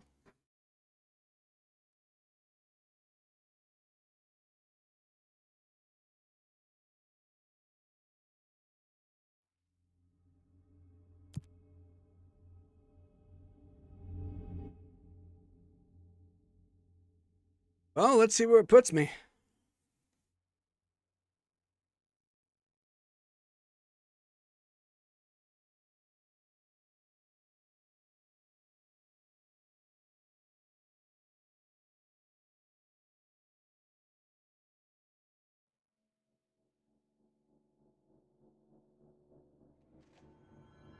All right, good checkpoint. Wow, good, cool.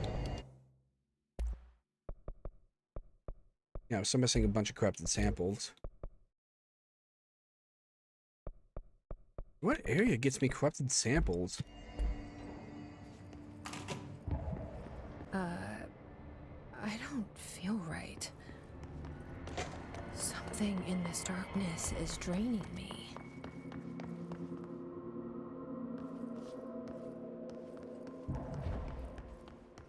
Okay. Hmm.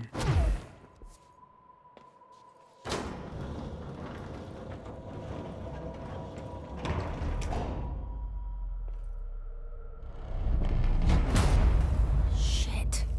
Now what? Oh, that's not good. What is that?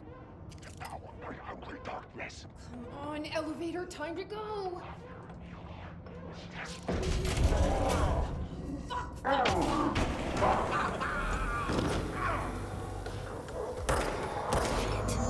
Nothing even touches it.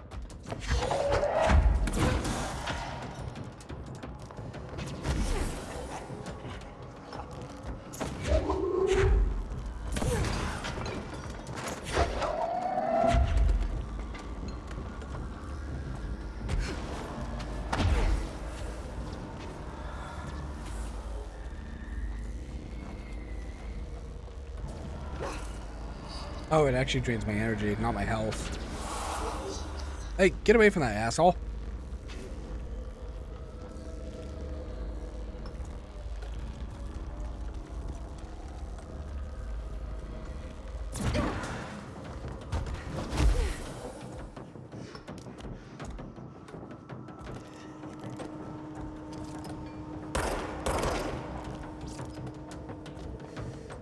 Can I pick up a light?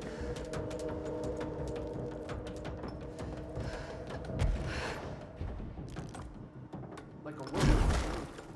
Return.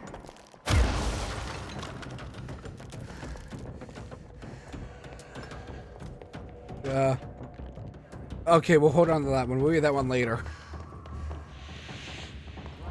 Chest.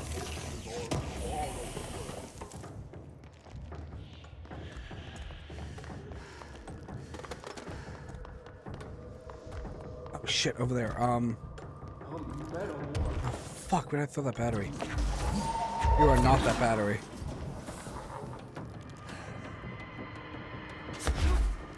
Okay, just get another one.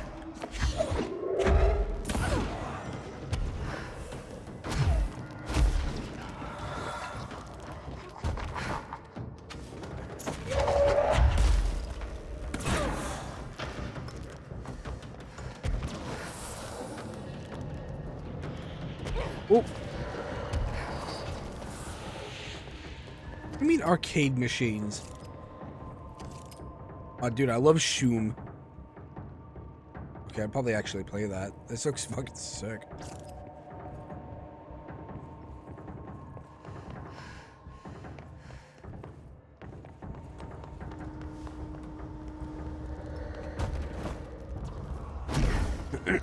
Okay, another battery. Another battery.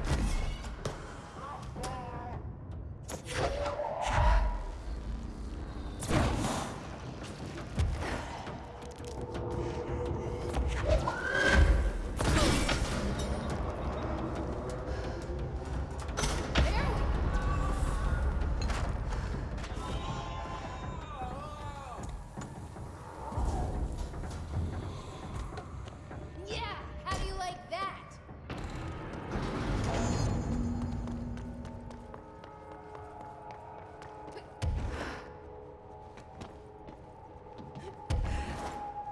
let's see here. Door appearance, audio Brian file. Hanneman, 21 years old, resident of Southern Texas. I'm sorry, ma'am, but I really don't understand why I'm here. You know what you did, Mr. Hanneman. I do? Tell me about Delivery Disaster. The movie? I mean, it wasn't very good. That's not what your review said, but we'll come back to that. Tell me where you got the movie from. Movie night with a, a K, not an N, not night like nighttime, but... Who contacted you? Who told you to review that film? No one. I just did it because it looked obscure. I didn't even like the movie. I shouldn't have given such a high score, but reviewing obscure films makes you look smart. And I thought if I looked smart, I would get listeners. My podcast would take off and I could move out of my parents' basement and maybe even go to college and get a film degree like I've always wanted to. I swear. I swear, I swear, I swear. Okay, the kid doesn't know shit. I'm ending the session. The kid doesn't know shit. Just wants to be a fucking film critic. Let him live his YouTube dreams. Vending machine procedures. Uh-oh. Never a good sign when the vending machine's an AWE. Or sorry, an alternate item. Or an oop. I need to learn the own terminology.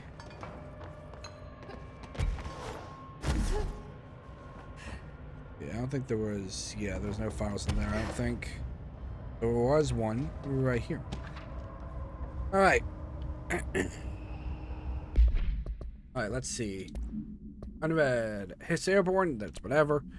They're Hiss troopers, but they can now fly. They fly now. Alright, Ocean View Motel Observation Report.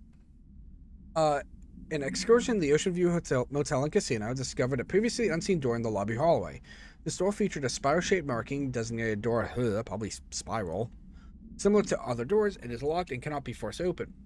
Alice Wake, a person of interest in the Bright Falls AWE, and the former wife of missing author Alan Wake, is suspected utilitarian and contacted Agents Shaw and Dempsey of the investigation sector using the phone number given to her in 2010 in accordance with civilian outreach protocols.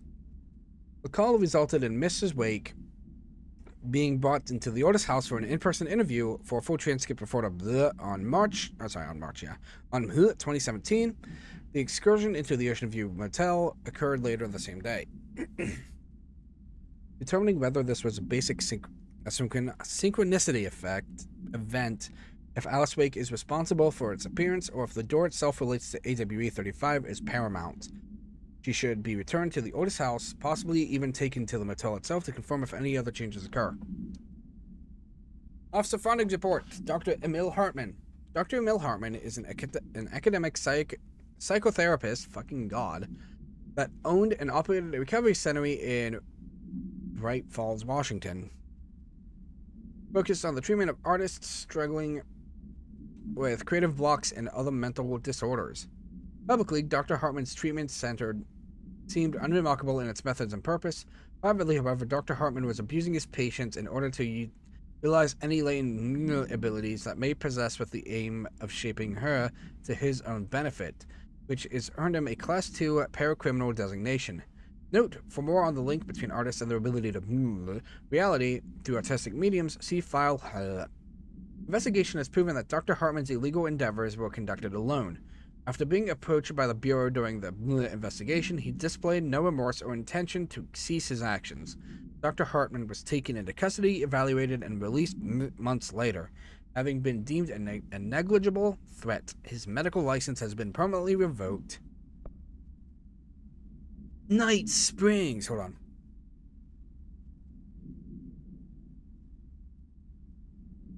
Oh, okay. This screenplay was found after the Bureau acquired the Night Springs television series and all its past episode scripts. It appears to be written by Alan Wake as part of an application to become one of the show's writers. Over the Threshold Darkly. Yeah, that's what the episode was called in Alan Wake. Okay. I'm still a bit flamed up, but let's see if I can do this well.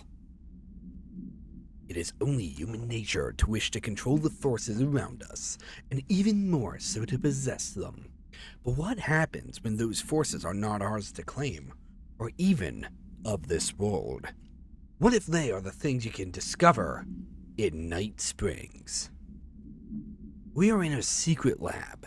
The large sign on the wall reads, the Federal Bureau of Night Springs. Told you several times, Director. It isn't ready. It's ready when I say it's ready, Doctor. But that being beyond the portal, we have no control over it. What other ones do we have? This is...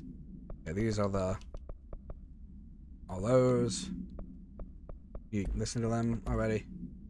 Oh yeah, the vending machine. Altered item 81. Containment procedure, none known. Testing in the investigation sector is currently ongoing. Description. A vending machine. Its front covered in a faux wood panel, coin-operated buttons for selecting food products. Blah, blah, blah. The item generates and stores a variety of material, both edible and otherwise, in its rows of internal trays. Initial testing suggests the item reacts to the mind of the individual in closest proximity and will produce whatever they subconsciously desire. Attempts to cause the item to create a living have consistently failed. The item was discovered in a nursing home in Alberta after a resident named Muriel called a local news station about a magic vending machine. The news story reported that the nursing home's staff was purposefully stocking the machine with distinctive food and objects as a way to raise residents' spirits. The Bureau response team encountered this story with confiscating the item. Oh, what the fuck? Give Muriel back her vending machine. Bunch of dicks? Oh, Muriel.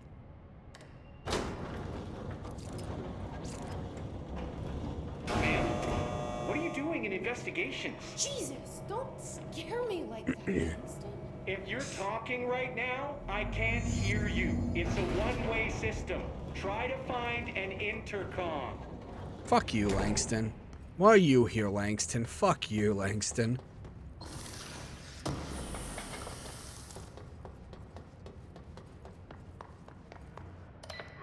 Langston, it's me, Jesse. I know. I can see you on the monitors.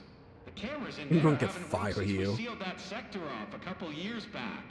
Let me guess. You sealed it because of the monster guy. Wait, did you see Dr. Hartman? Jesus, I really wish you hadn't opened that fire break. Okay, listen, you need to find Hartman and kill him before he gets out into the Bureau. That thing is a person? He was a person. We brought him here to study after he was, altered in an AWE. I forget the medical word for what happened, but now light physically hurts him. Do you have a flashlight? No. A lantern?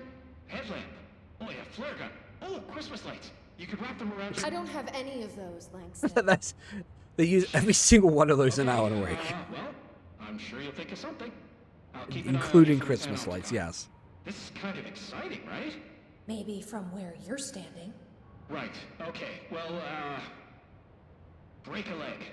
Oh, I will. Say that. Okay, this Hartman thing can't have gotten very far. Let's go flush him out. Langston was right. This is kind of exciting. It's just nice to have someone to talk to, you know? Shut up, Ever since I Langston. got put in charge of the Panopticon, people treat me different, like I'm crazy for wanting to work with altered items. People just don't understand the altered items like I do, you know? I don't want to brag, but it does take a very empathetic mind to connect with the items. Doesn't want to brag. Right. I mean, the teams in research handle paranatural materials every day, and no one thinks they're weird.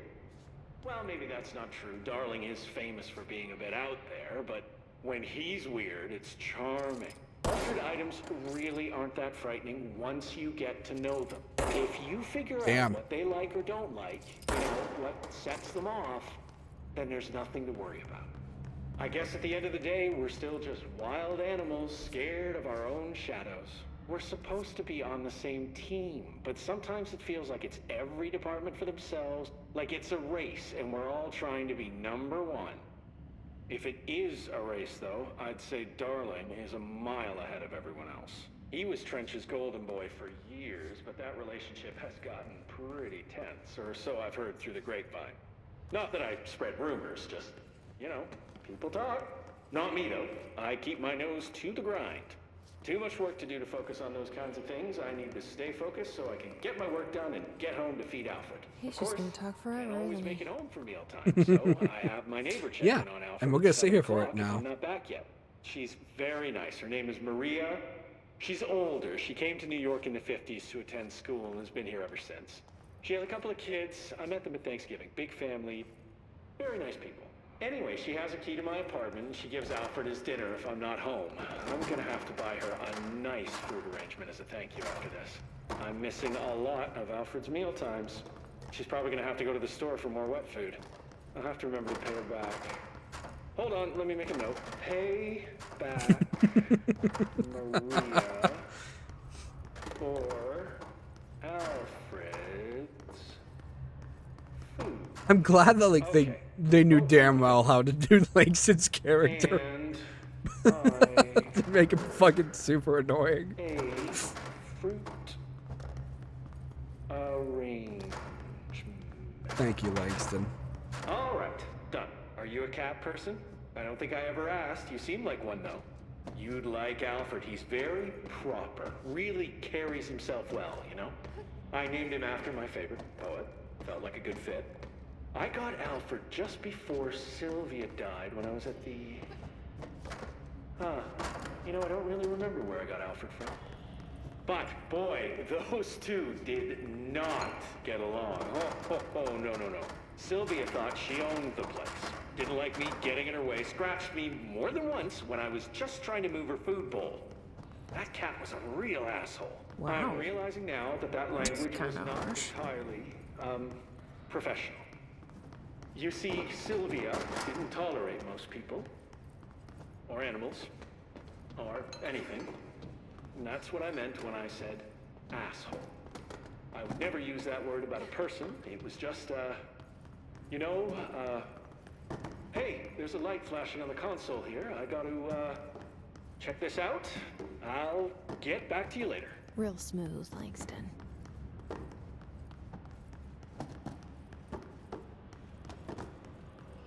No achievement? Oh, whatever. The achievement was being part of the journey. Anything behind the elevator? Nope. Okay.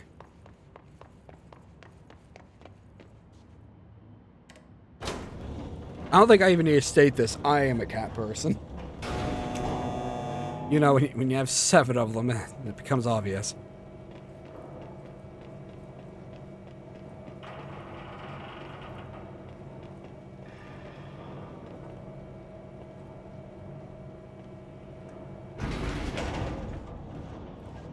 Oh, hell yeah.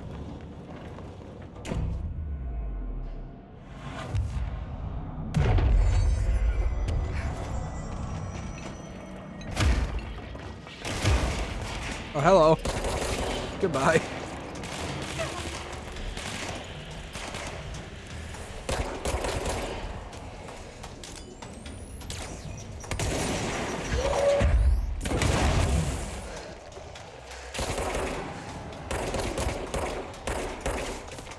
Excuse me, need this help. Ow. You just fucking meleeed through my concrete barrier. The fuck? You just reached in between all that and cocked me. What an asshole.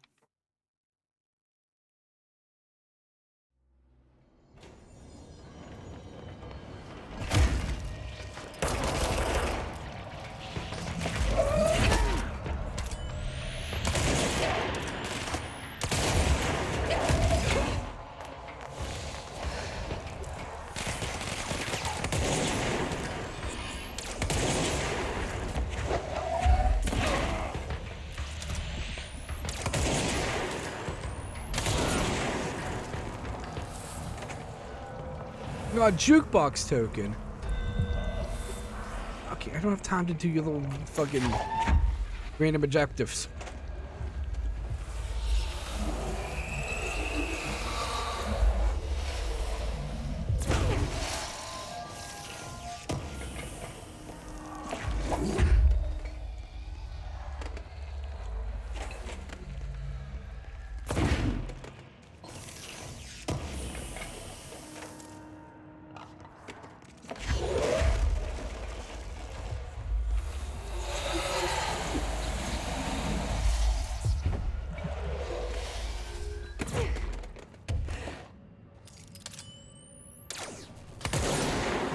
You all get fucked, idiot.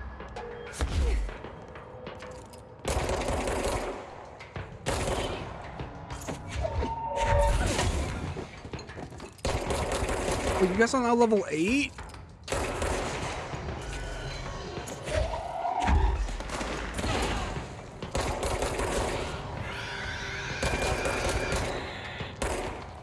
No wonder you're all fucking bullet spongy now. Shit. This is a... Oh, God. This is a real fucking problem.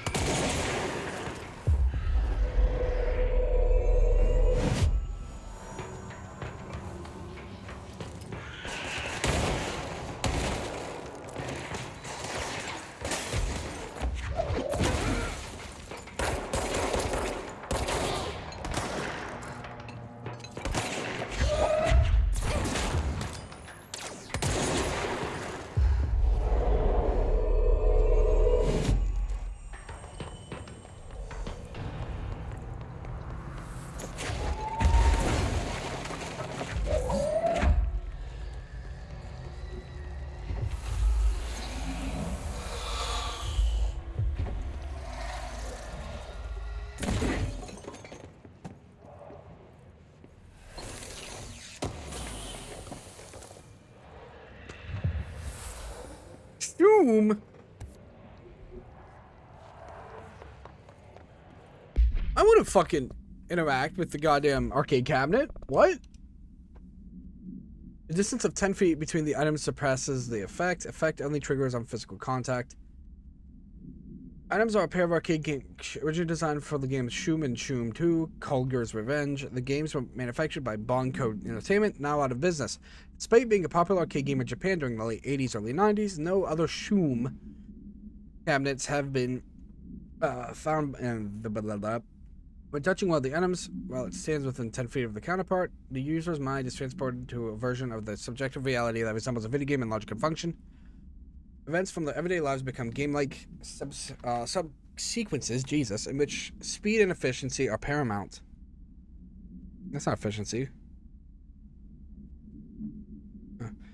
Yeah,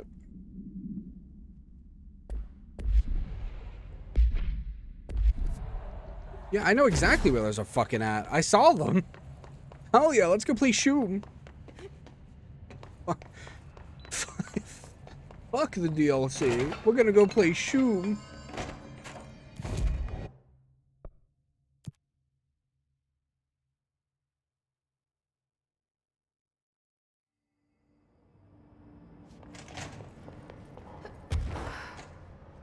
Yeah, they're right here.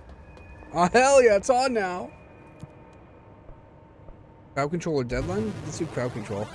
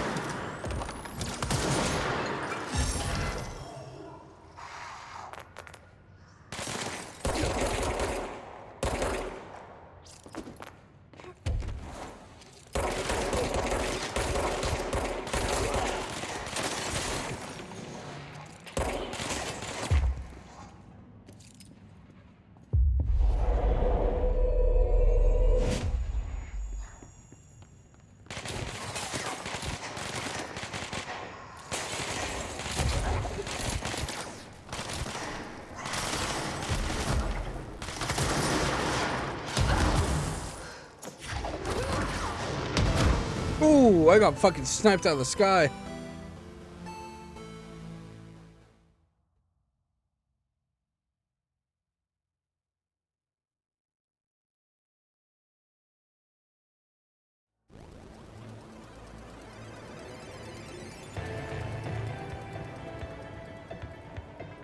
Okay, what's the deadline?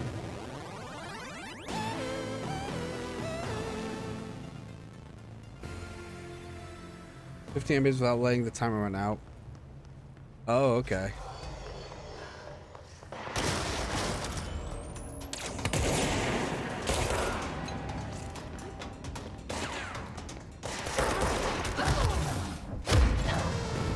God damn!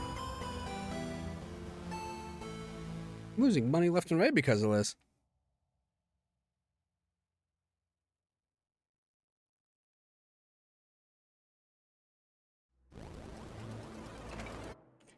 I may need to grab better mods for my guns.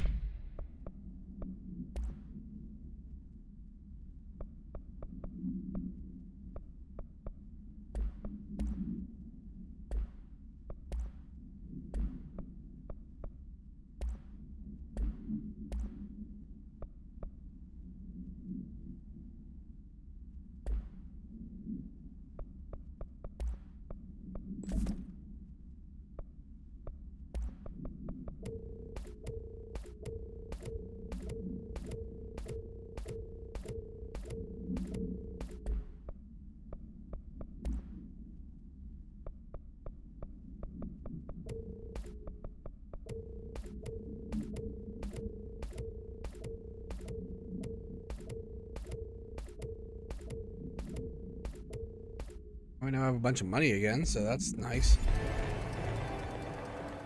I got fucking ass blasted.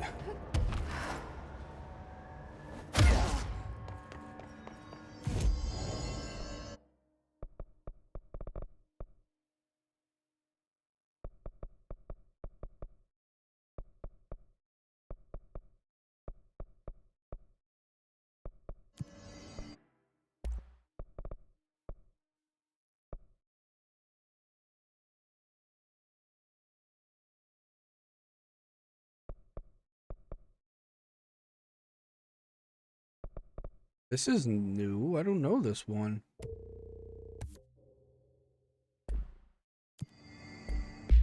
I don't...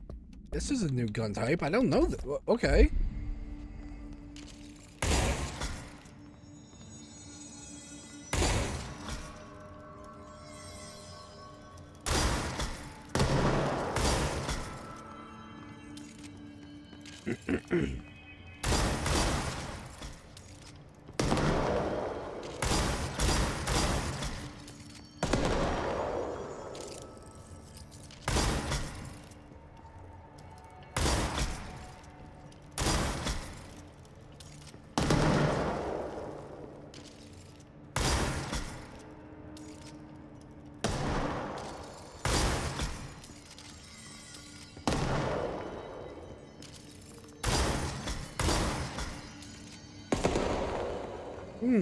This could work.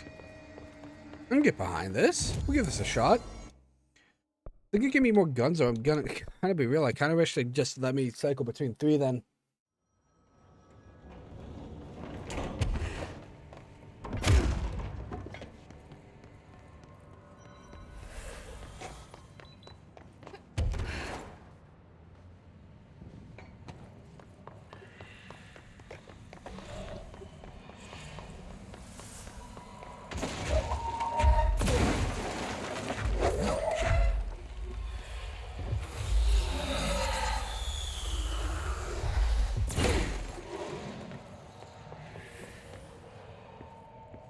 So where's a battery?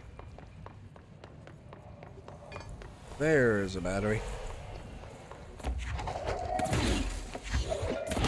Give me the light.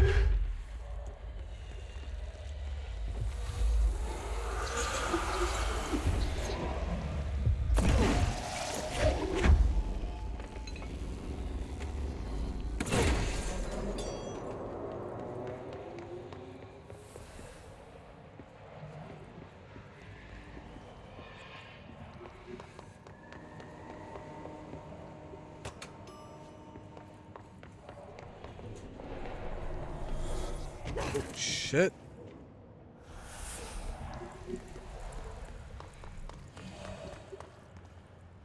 Probably should have brought that light down.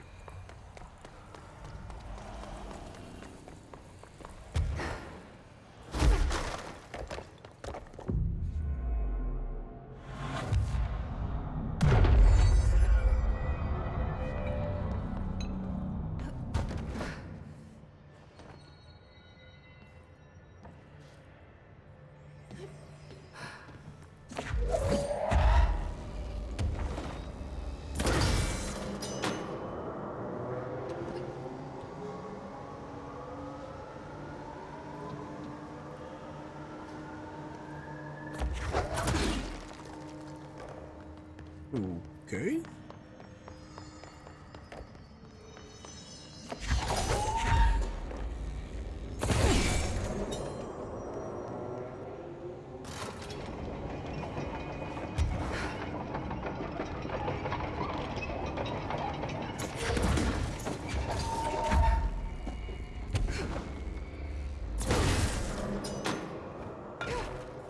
Oh, I gotta do it one more. Fuck.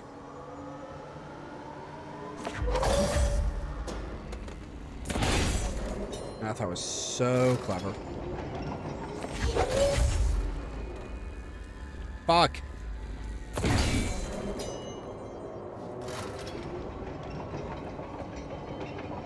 Yeah, I'm a smart boy. I'm a smarty boy.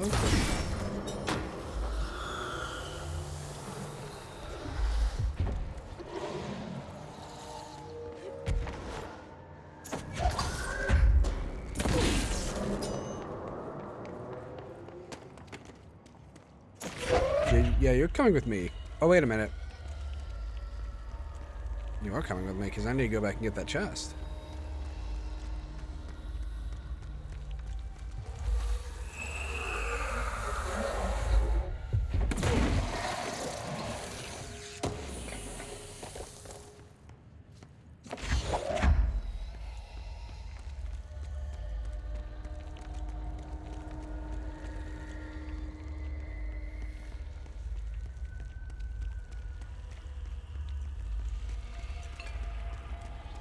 All right. Shit. Damn it. Oh, the lights are going out. Okay, well, that's not good.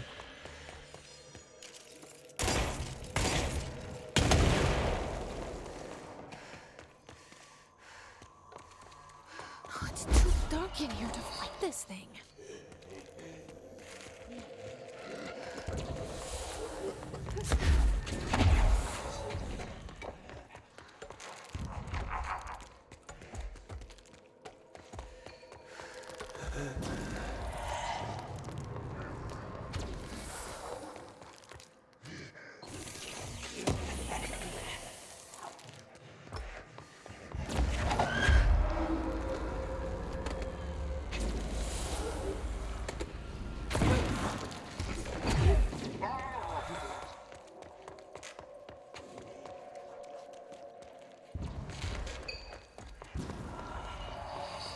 All right, where do I need to put that battery?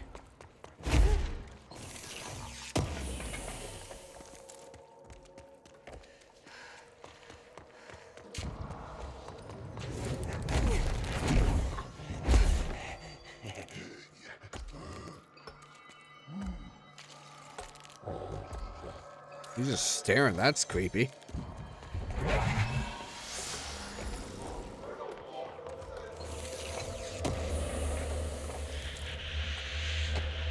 Actor for hire. Dearest Hollywood, have you ever wished you had an actor who could do it all? Who could be a man or a woman, an adult or a child, a dolphin or a Boston Terrier? Well, today is your lucky day. My name is Gareth Clemens, and I am the world's greatest actor. Not only do I have years of stage experience, but I am an accomplished shapeshifter. Whether you need a misbehaving cat, ferocious wolfman, swashbuckling pirate, a debonair southern belle, I'm your man. Or am I? I'll be arriving in town on May 11th, 1971, and will be available for meetings and auditions beginning on the 13th. See you in the movie. Right, very cool, Gareth. But could you possibly tell me where where I need to stick this battery?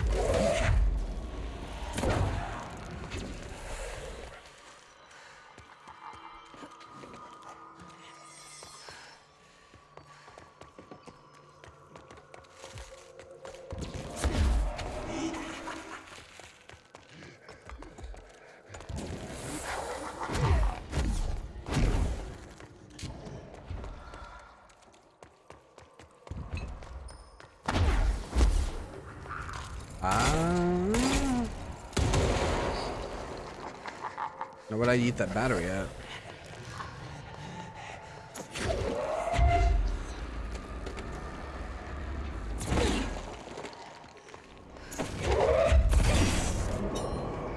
Suck on this, asshole.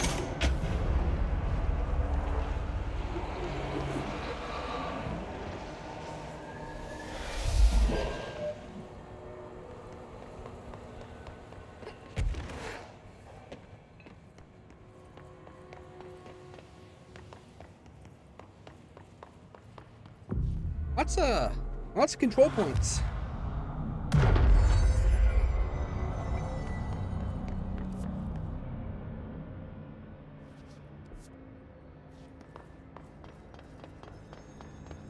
We are coming up on 3 hours though.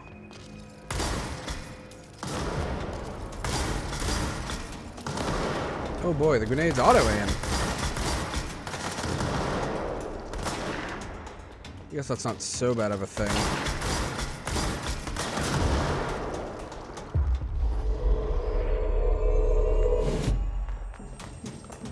Yeah, you know, this might not be so bad of a weapon, actually.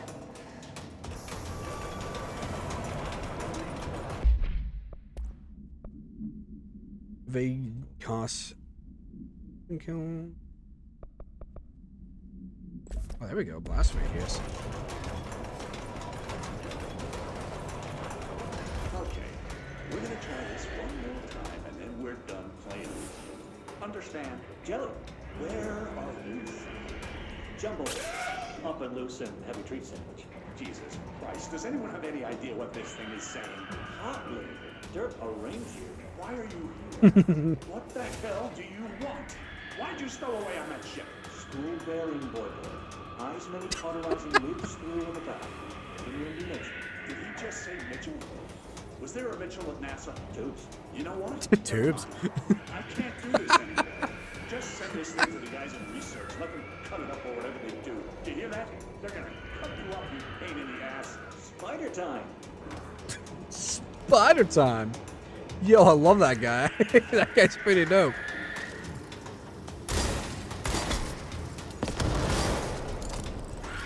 Spider time indeed, my man.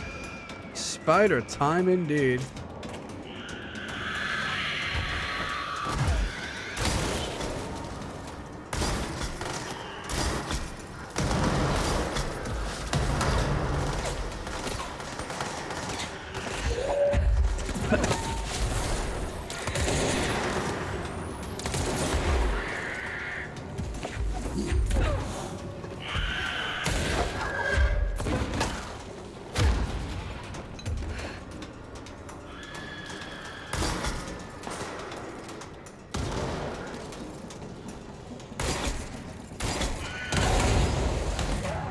Oh.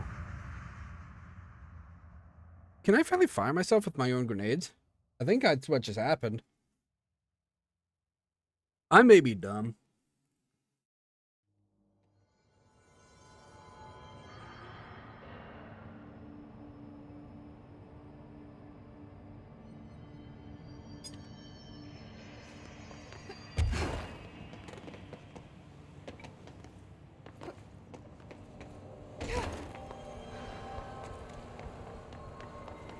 Oh, I'm going backwards.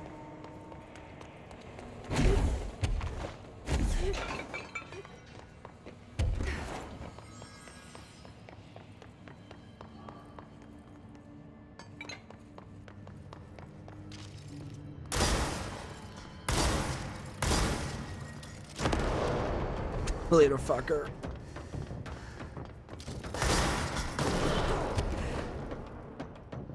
I think it's kind of nice that he's actually home, actually.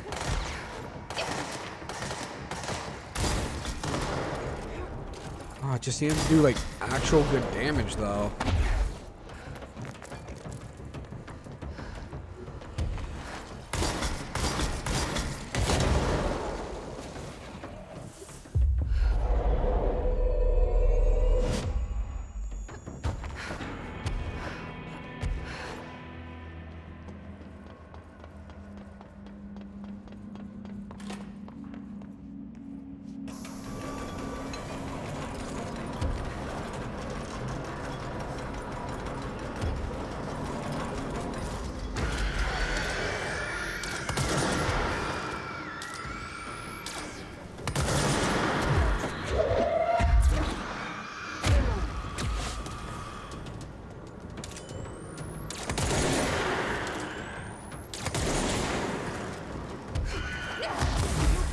God damn, my whole fucking health bar just fucking evaporates.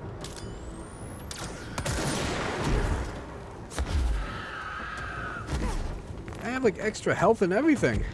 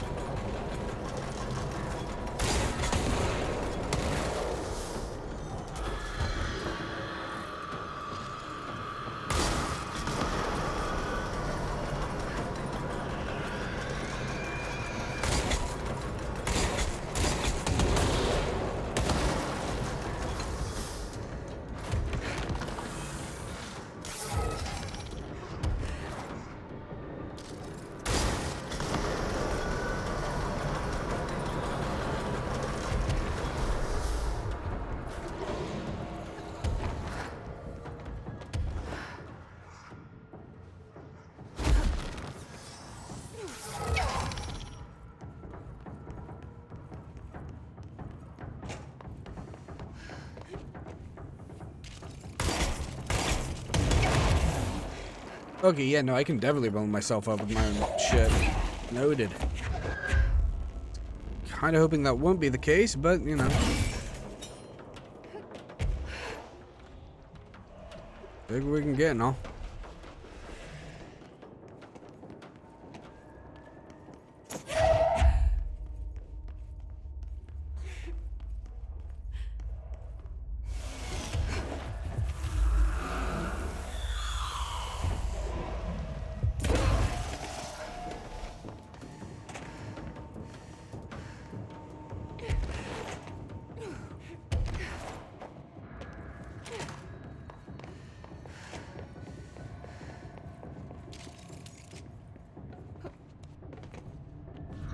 Okay. I'm just going to freestyle a bit. My mother always said, never talk to strangers. Looks like whatever force had a hold on Hartman isn't mixing well with the Hiss corruption. Always. Wake did call him the third thing. The third thing. A chain letter. Yo, let's read it. I remember these. Move this letter along before it gets you. Oh no! This spooky man letter has found you. The spooky man curse is coming to you. To miss the curse, you must mail this letter to people. If you don't, the curse will get you. The more letters you mail, the better off you will be. Sally and Euston did not send the letter and the spooky man ate her cat. Terrence and Greenstone did not send the letter and the spooky man gave him acne. Kyle did not send the letter and now his wife eats dinner alone. Linda did send more letters, 30 letters in total so far, and look at her now. She owns 3 cars. She has all of her fingers. She speaks Italian. You need to mail this letter. You better mail this letter. Don't let the spooky man come. He'll take your cat. Go find your stamps. Hurry. I'm gonna fucking... Hold on. I'm gonna do a funny...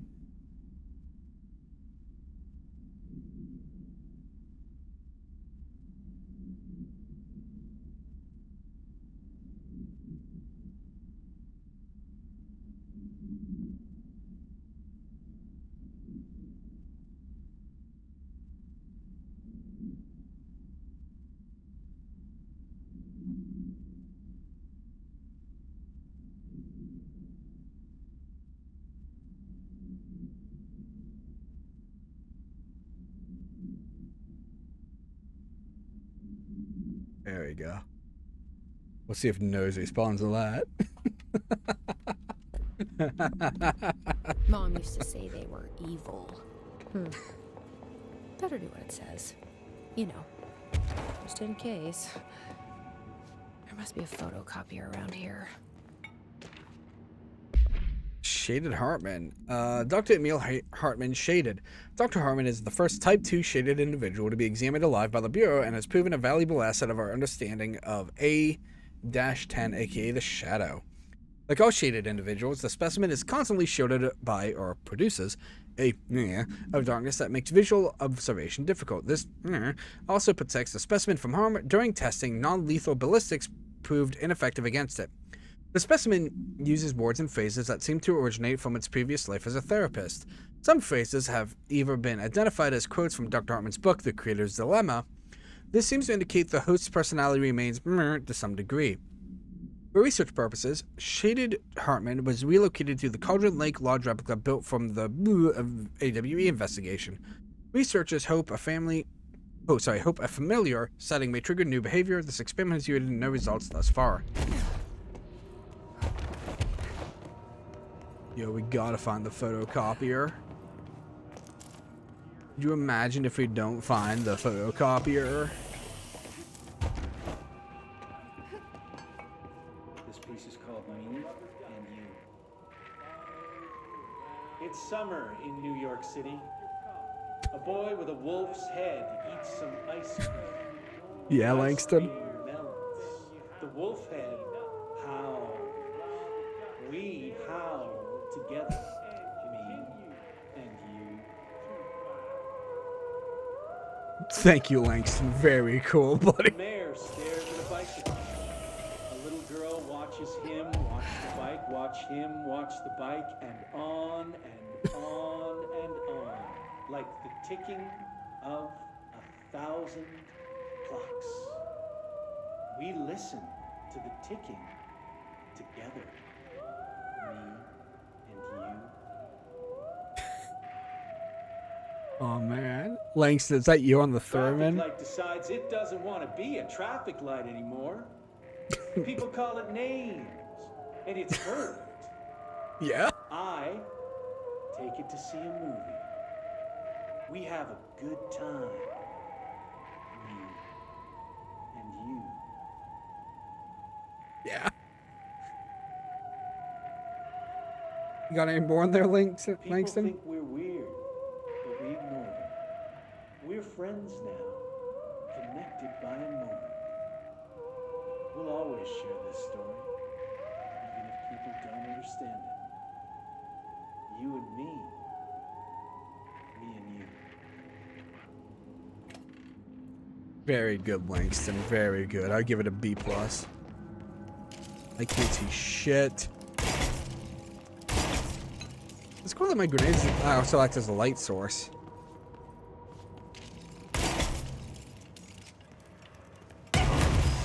And also a deterrent for my stupidity.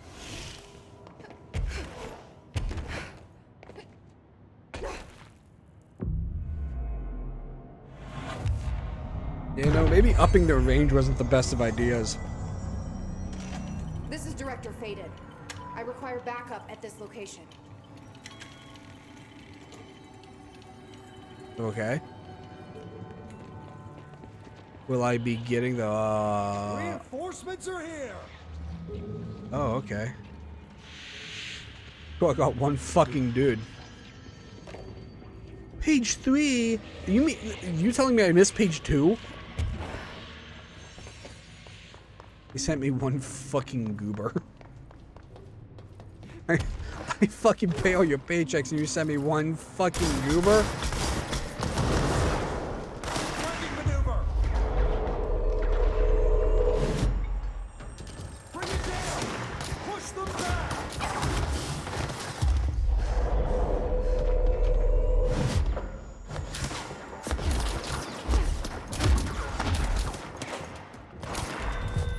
Now's not the time.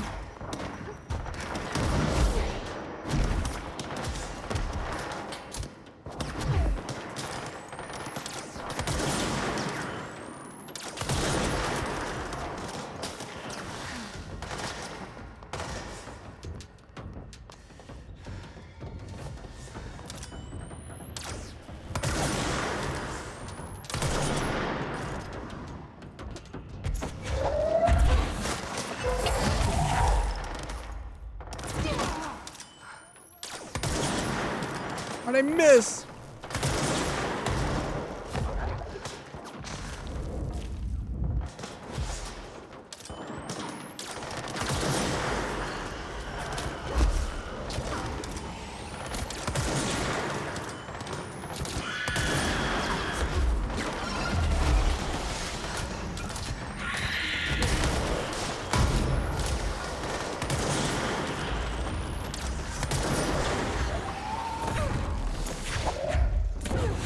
Put it down. Put that down.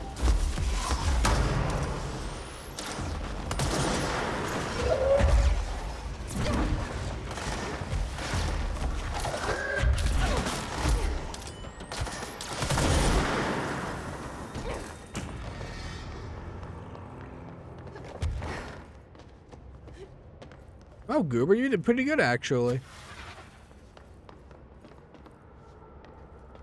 I'm sorry for bad-mouthing you.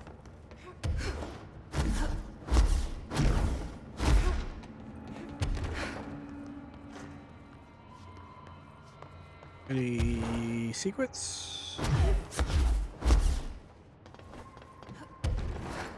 No secrets? No secrets, okay.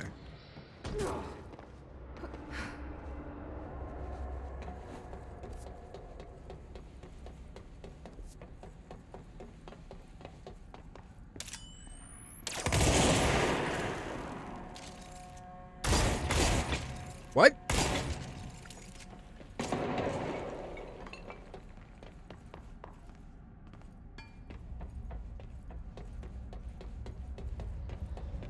Oh, fuck me. I'll go do that side quest. That's 2 now.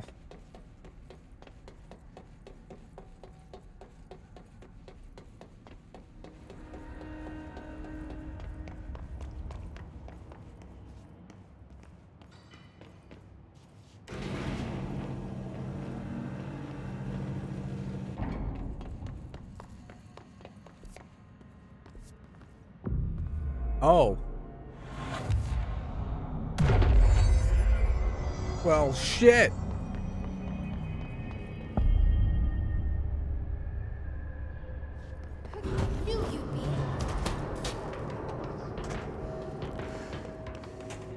Yeah. Shut up for a second. I gotta read. From Morrow, AWE-7.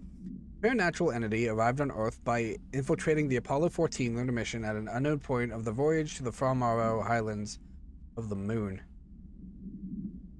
32 hours after the return of the Apollo 14 command module to Earth, the Bureau was contacted by Mr. Muir, a White House senior official, and instructed to send a small team to the Johnson Space Center in Houston. At the base, the team examined the entity and carried out interviews with NASA staff. They learned that 4 astronauts had returned to Earth instead of the expected 3.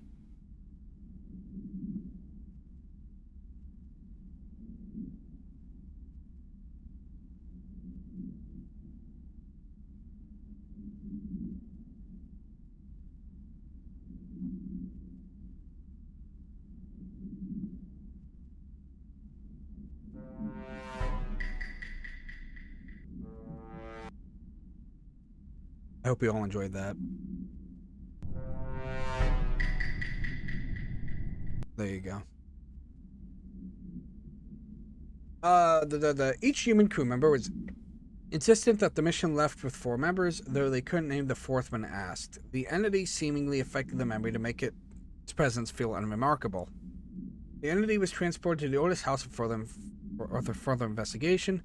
An altercation between NASA security and the investigation team occurred upon their arrival. Mr.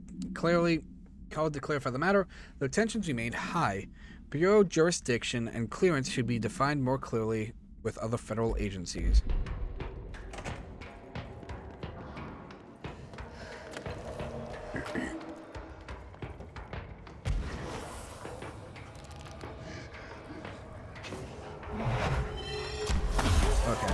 Okay, alright, calm down.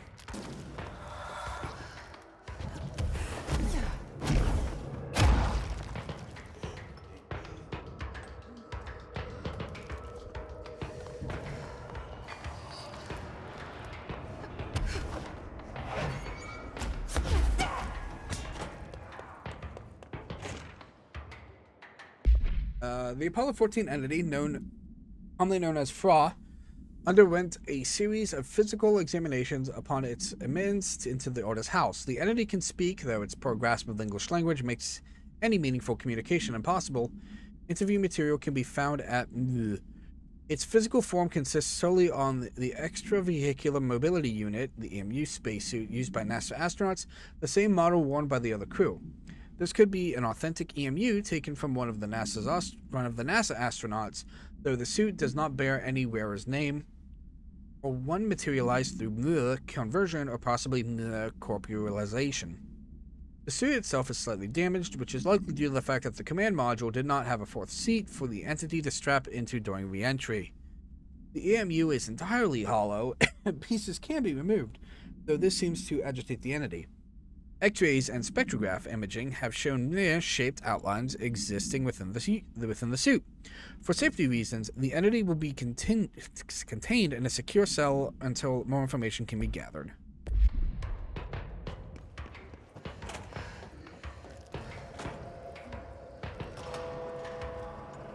Okay, so that has... Okay, so where can I get a battery at? Alright. Fuck you, you little asshole. Okay. Yeah. What a bitch.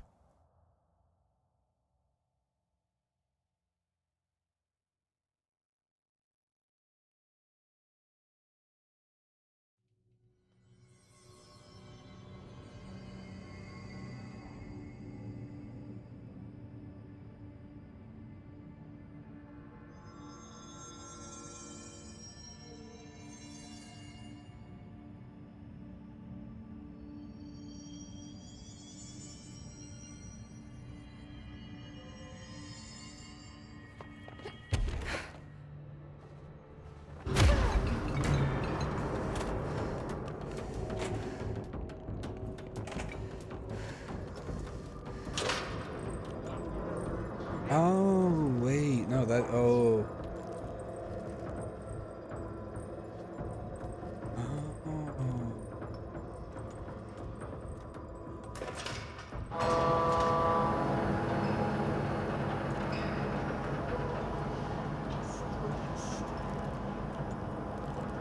Oh, it's gonna take a while to come back this way, though. Well, at least that did get me one extra battery.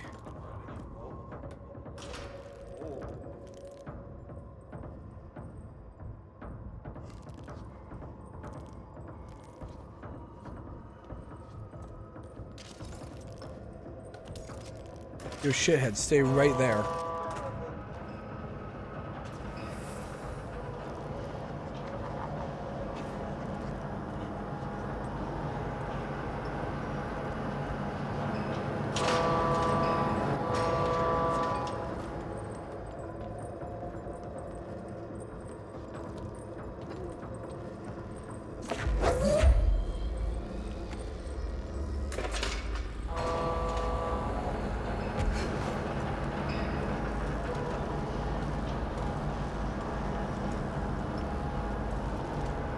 Shit.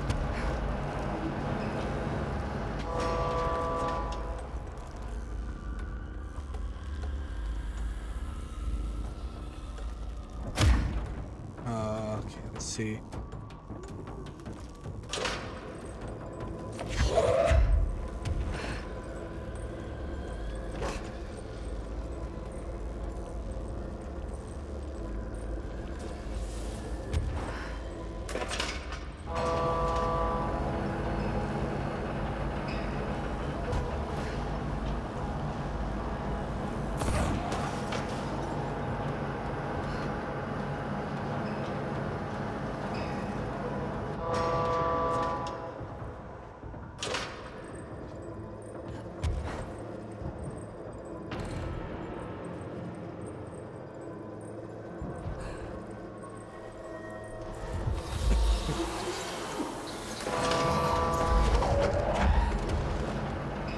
Why do I want that? Put that down.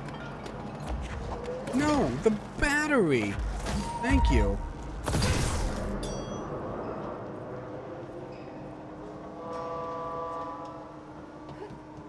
Okay, just...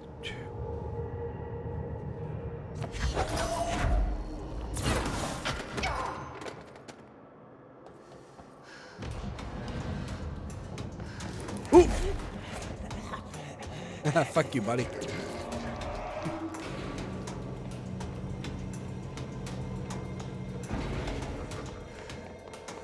Oh, it's double fuck you, buddy.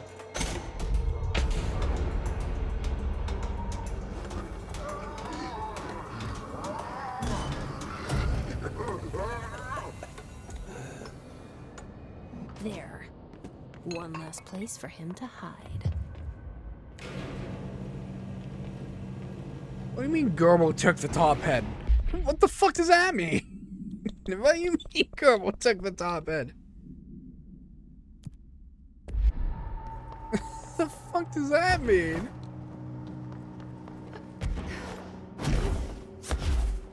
Who the fuck is Gerbil? Yes, hello. Oh, this guy. Hello? Hello. Read about us today. Long roads and no hardly. You are Bygone? Oh. Sure. Why are you locked up in here? Casual turning. Back and front. And Gerbil took the top head. Not being pressed for that. Lady going and loosing back for eye? Sorry, I think I'm misunderstanding you. What do you want? The head. The head for tails. For reading news, jars, words, and tumble. The reading head. Okay, take it easy. I'll take a look.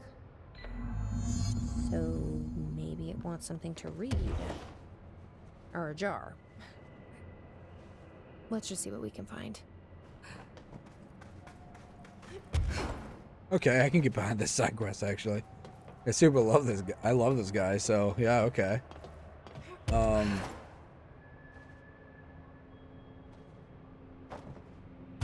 problem is there's a whole lot of nothing in the area.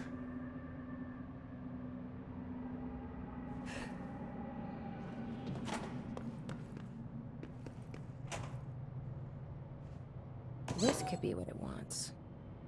Let's give it a shot. This is not what it wants, but I'm down to also pissing this thing off.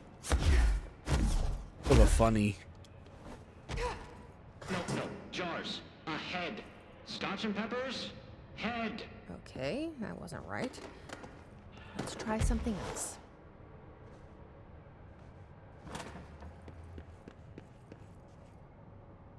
Let's see, we got basketball. Maybe it'll like this. It did say peppers. Head. A-S-B-E. Head. Nope. Let's keep trying.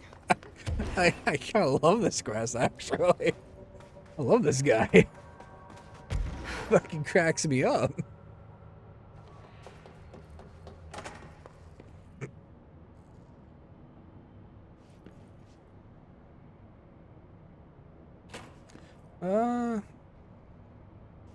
Maybe this will do the trick? Oh, a head? Maybe it needs toilet paper. Like the loo. Bathroom is sometimes called a head. Bruce, you ping pong. A head. Guess that wasn't it either, huh?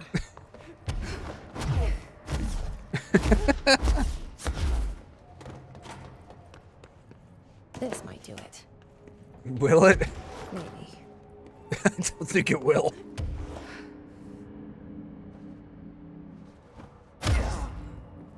Lady, you are school and dirt for loosing. Keep that up and I won't help you anymore.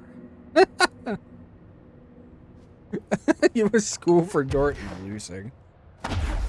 Fucking me, dude. Oh, laughing hurts. Anything over there with a note?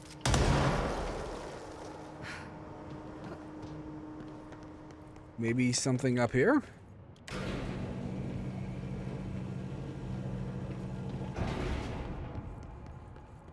Definitely nothing up here. Okay.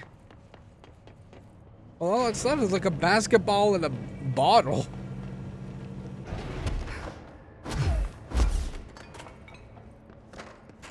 So basketball it is.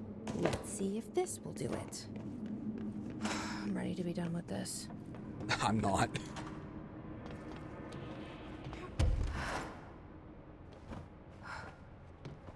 Hurry, clocks, lady. The head. Head. No snacks. Head is top of all up and down. At the top. The top head. Wait, does this thing actually mean head? Head is in a body's head? Where the hell am I gonna find that? And how did it lose it? Apparently at the sector head office.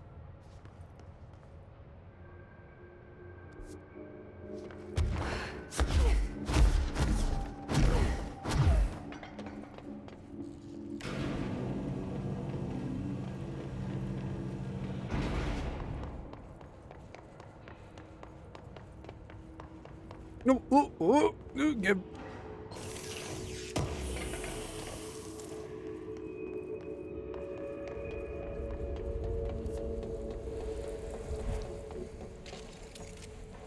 Okay, I'll play ball.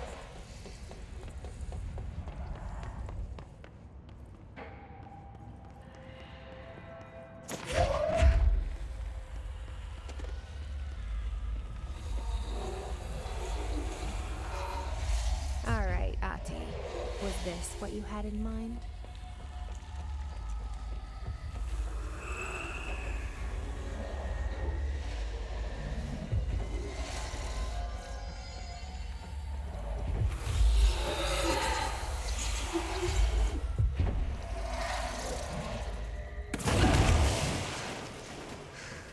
Yeah, okay, I don't know what I was really expecting there.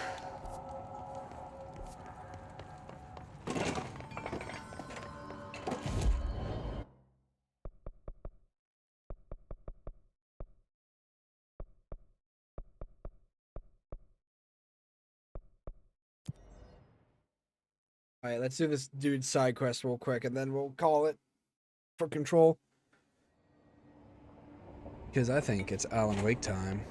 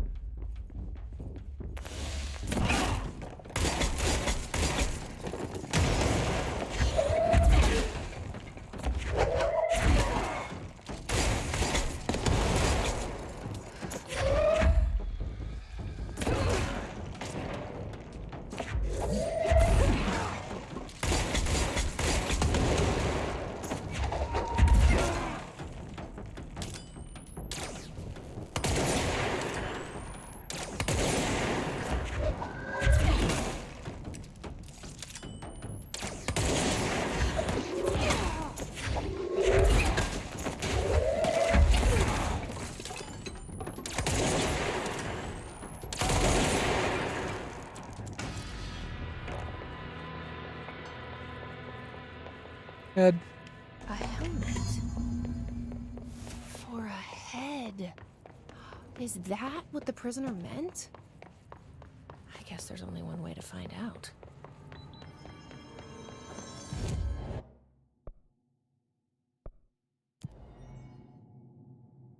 I mean, I'm glad there's a bunch of fast travel points around the area, but like, dear God, don't need all of them.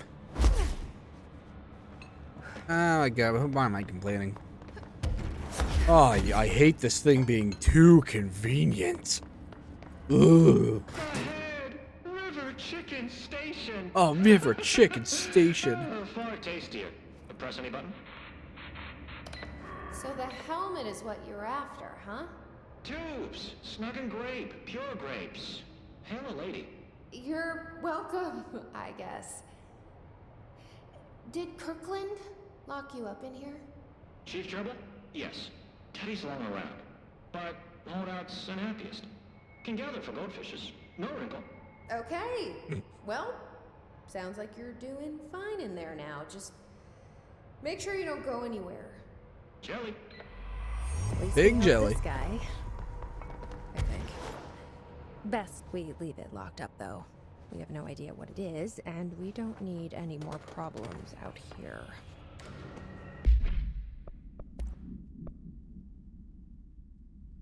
Exclusive to charge. Projectile speed fucking 500%.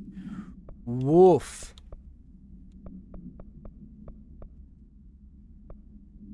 I never think I have charge.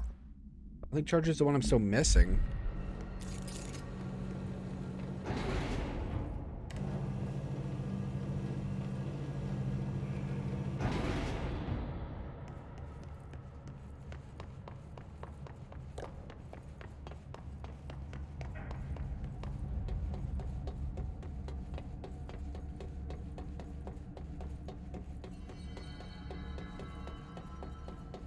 Alright, so... Do I have to explode this? At least now I'll just get super far away. Alright, so yeah, so tomorrow we'll come back to this and wrap up the DLC and continue the main story. Sound like a plan, Stan? That's like a plus another 50% the launch damage. Truth be told, I should probably go back and try and get some more hidden areas so we can get some more skills. Yeah, so we can get some more skill points, ability points. Because maxing these out will be really fucking nice. Okay.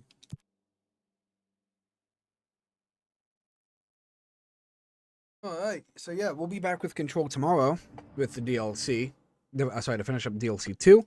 And yeah, if you like what we do around here, why not subscribe, leave a like, leave a comment, all that fun, good stuff. Follow us on the Twitter, where we do stream announcements and Twittery things. But if Twitter ain't your thing, we also have the Discord server. So join the Discord server, where we also do stream announcements, as well as secret streams and all that fun, good stuff.